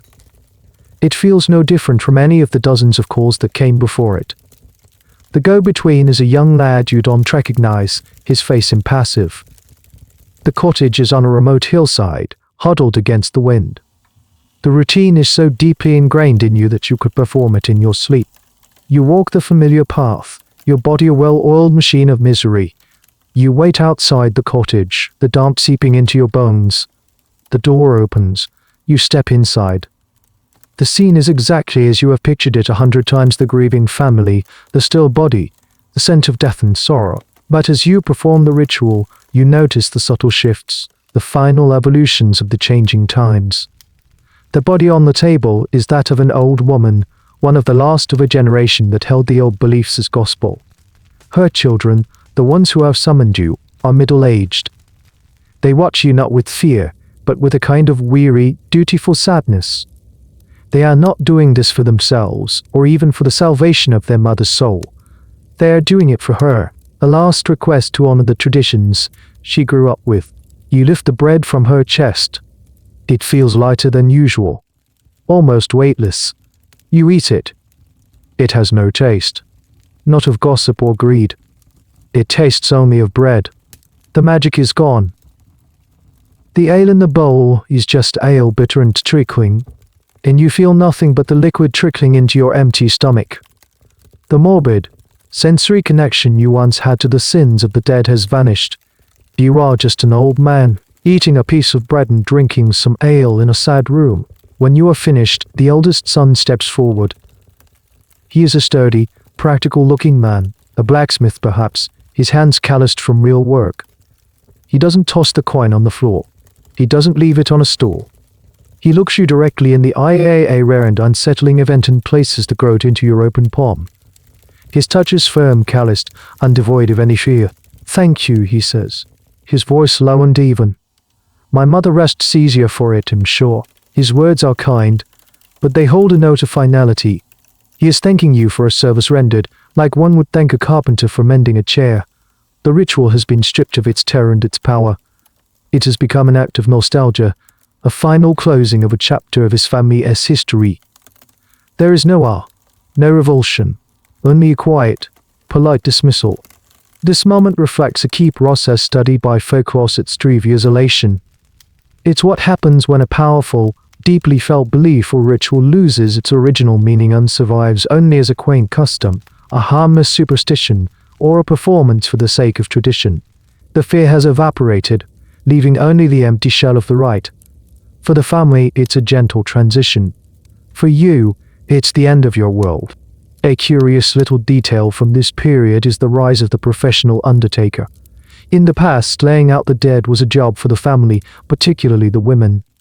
But now in the towns and even some larger villages, it was becoming a specialized trade. Men were being paid to handle the dead, to wash and dress them, to build the coffin. This professionalization of death pushed folk rituals like yours further and further to the margins. Why call a sin eater when you could pay a man in a black suit to handle everything with quiet, secular efficiency? The sun shows you to the door. As you step out into the rain, you know, with a certainty that settles deep in your bones, that this was the last time. There will be no more summons. The whispers have faded. The need has gone.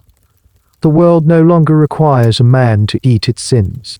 You walk away from the cottage, the groat in your hand feeling like a museum piece, an artifact from a forgotten age.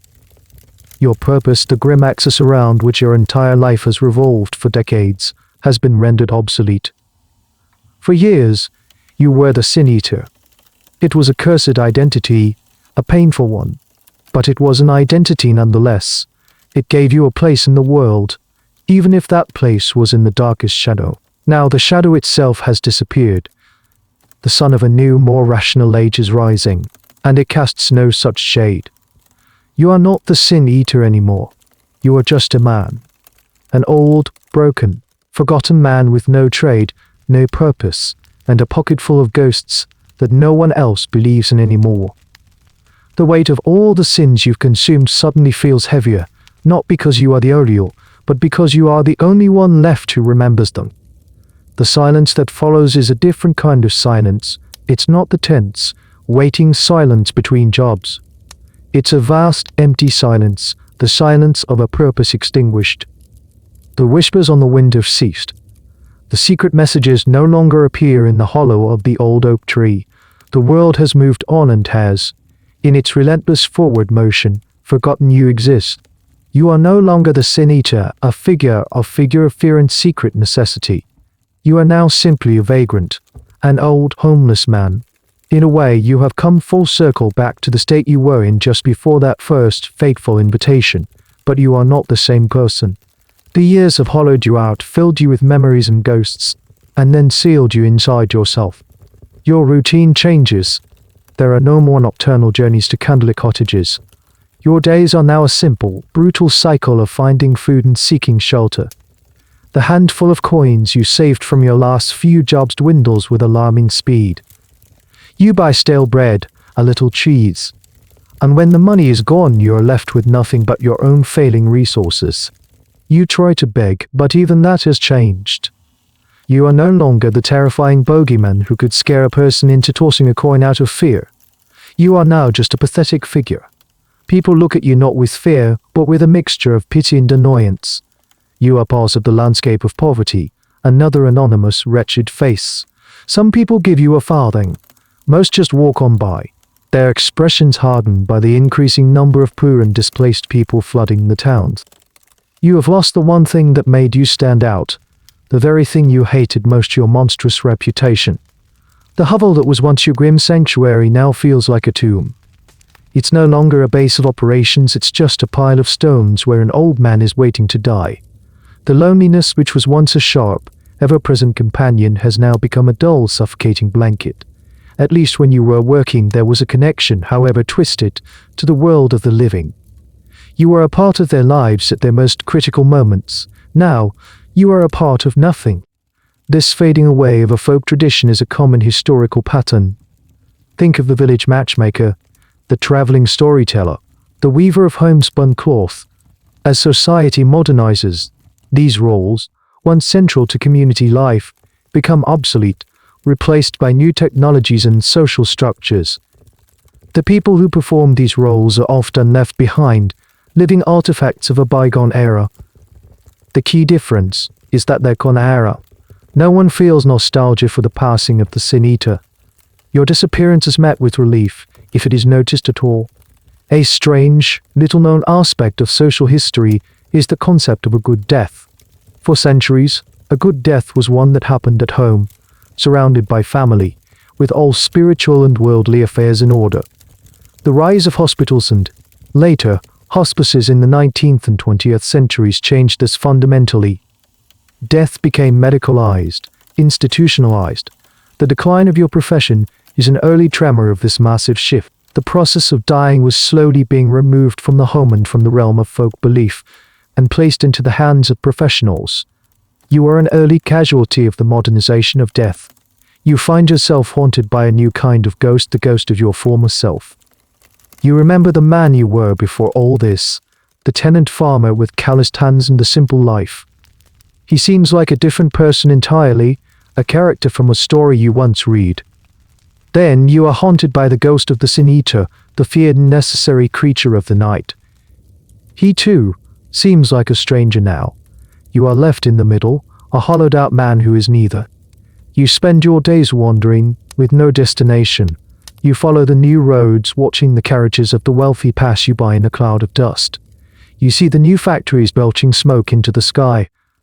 You are a ghost drifting through a world that is being rebuilt, a world that has no place for you.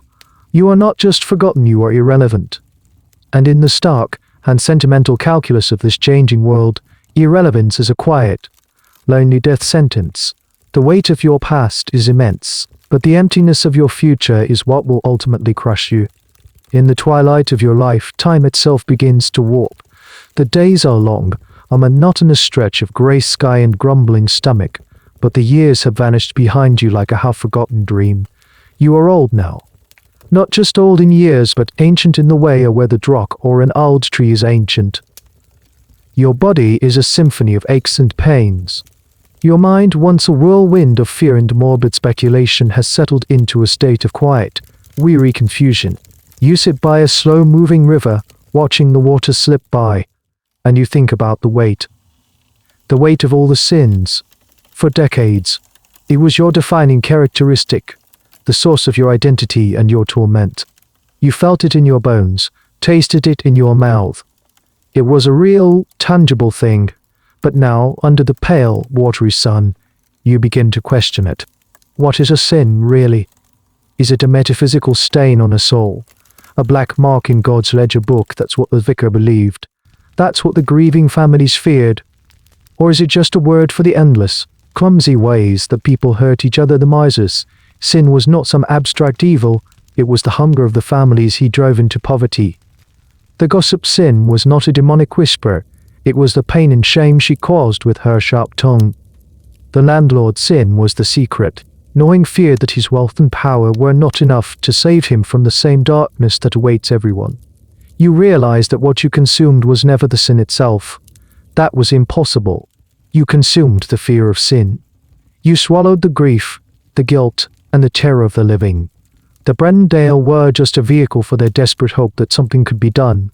You were a living repository not for damnation, but for human anxiety. This is a profound philosophical shift. It reframes your entire life. You were not a demonic vessel. You were a form of primitive therapist, a lightning rod for the emotional storms of others. You absorbed their pain so they could move on. The tragedy is that no one, including you, ever saw it that way. Everyone, yourself included, was trapped in the language of superstition. The historical debate over the reality of witchcraft is relevant here. For a long time, historians argued about whether witches actually existed. The modern consensus is that the question is irrelevant. What was real, and what had immense historical impact, was the belief in witches. The fear was real. The accusations were real. The executions were real. The executions were real. The executions were real.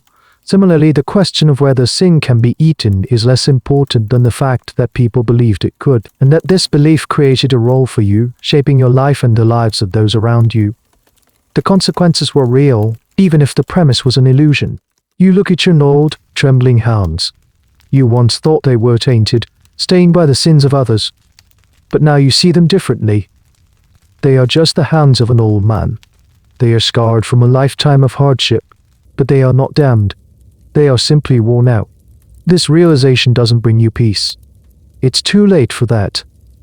Instead, it brings a profound, bottomless sadness.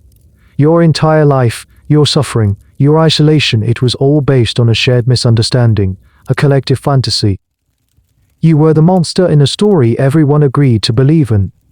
Now, the story has ended, the book is closed, and you are left alone with the knowledge that the monster was never real.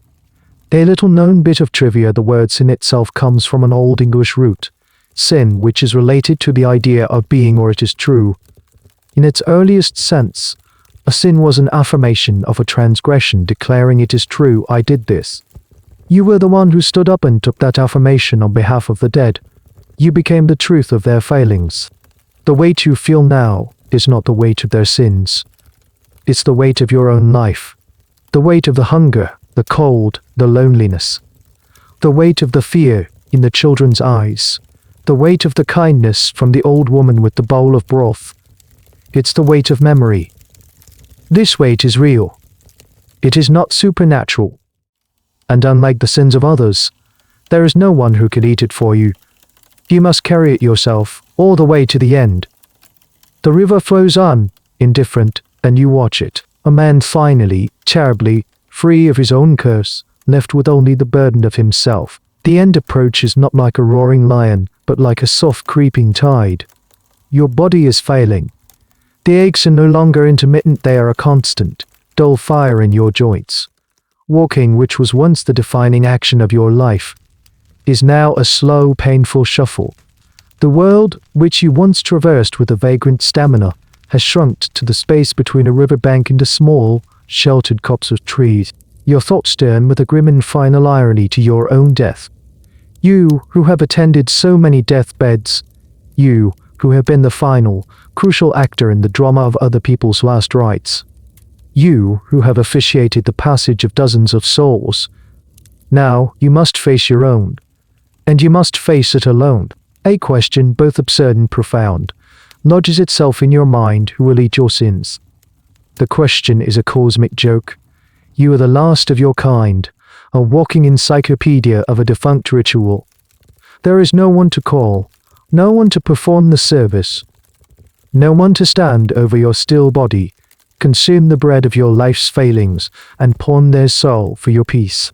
And what would your sins even be? Your first original sin was stealing out of desperation, a crime that seems laughably small from this great distance. Your other great sin in the eyes of the church was the profession itself, the act of blasphemous mummery. You sin by becoming the sin-eater. It's a perfect closed loop of damnation. You were condemned for the very act that was supposed to be about salvation. You lie in your makeshift shelter of branches, looking up at the grey sky, and you start to tally your life. What were your personal transgressions, moments of anger, of envy? They're all a blur, mixed up with the second-hand sins you consumed. Your soul, if you still have one, is a tangled account book that no one could ever hope to balance. This leads you to a final chilling thought. Perhaps the true function of the sin-eater was not to save the soul of the dead, but to comfort the living by giving them a ritual to perform, a final act of care. But there is a secondary function, one no one ever speaks of, to be a warning. You are a living cautionary tale. This is what happens to those who step outside the bounds of community and faith. Your wretched existence served as a constant, low-level threat that helped keep everyone else in line. The historical concept of the outlaw is relevant here. In medieval times, an outlaw was literally a person placed outside the protection of the law. Anyone could harm them without punishment.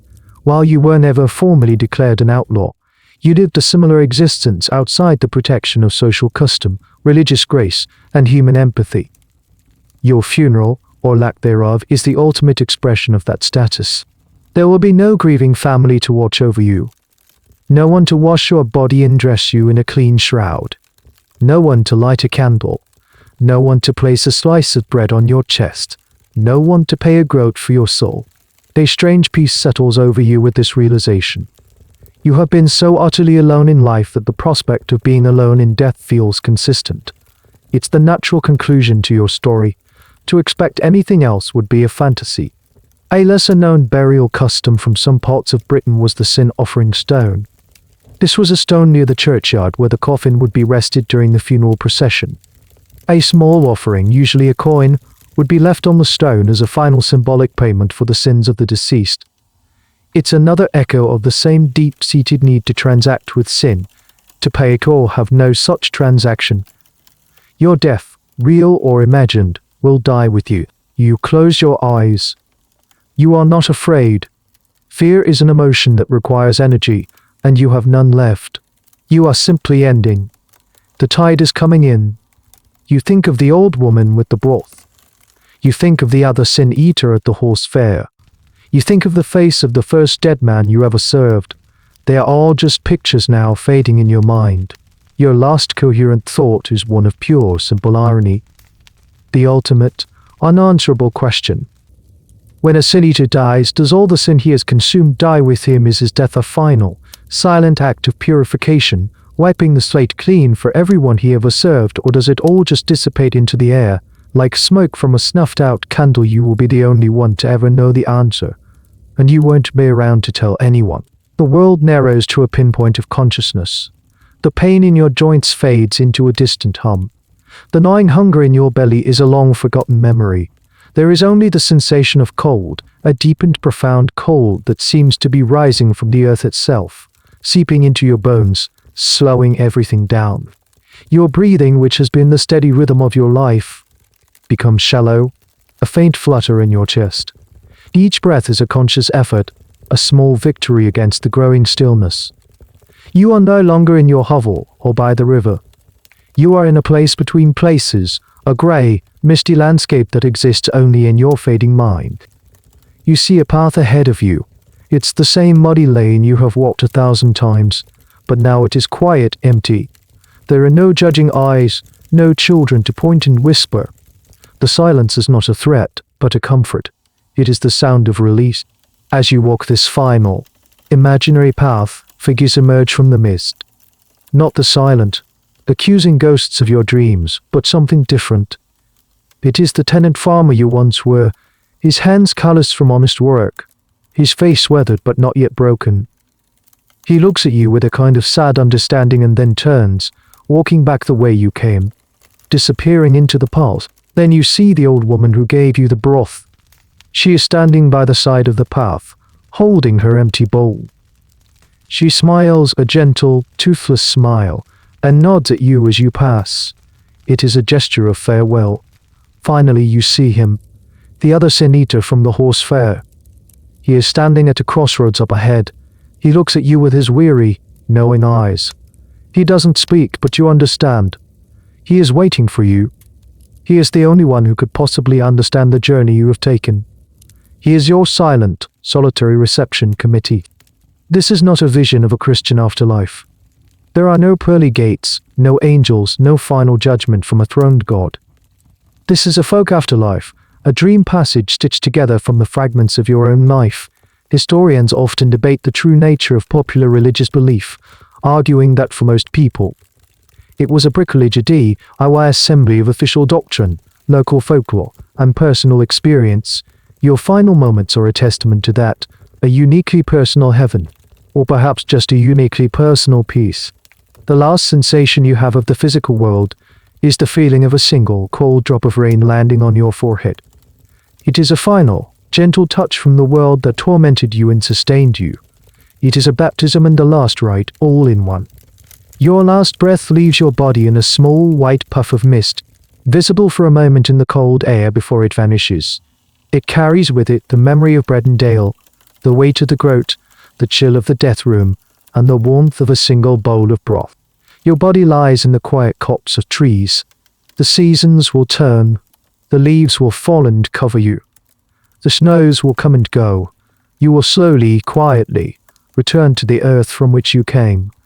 No one will mark your passing. No stone will bear your name. You will become a part of the soil, your story absorbed back into the landscape. The practice of sin eating dies with you and the few others like you. It fades from memory into legend, from legend into a footnote in a dusty book.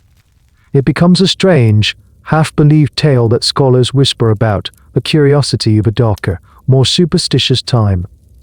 Your life, your suffering, your profound and terrible purpose, all of it dissolves into history, as ephemeral as a puff of breath on a cold day. You are, at last, free, dust to dust. And now the story is over. The path has ended. The rain has stopped. Feel the stillness that remains. It's a quiet, gentle space. The world of the sin-eater, with its cold and its hunger, fades away like the last vestiges of a dream upon waking. The sharp edges of his reality soften, blurring into the peaceful dark behind your eyes. Let the gentle hum of the fan, or the quiet hum of the night outside your window be the only sound. It's the sound of your own world, safe and warm. The weight of the story is lifting now, floating away on your slow, steady breath. Inhale peace. Exhale the shadows. There are no more sins to eat, no more lonely roads to walk. There is only rest. You are drifting now on a slow, calm river of your own. The banks are soft, the water is warm. You are floating away from the shore of wakefulness, out into the deep, quiet waters of sleep. Each ripple carries you further into tranquility, into the soft and welcoming embrace of your own dreams. The journey is over. It is time to be still. It is time to rest. The end of the article. Good night.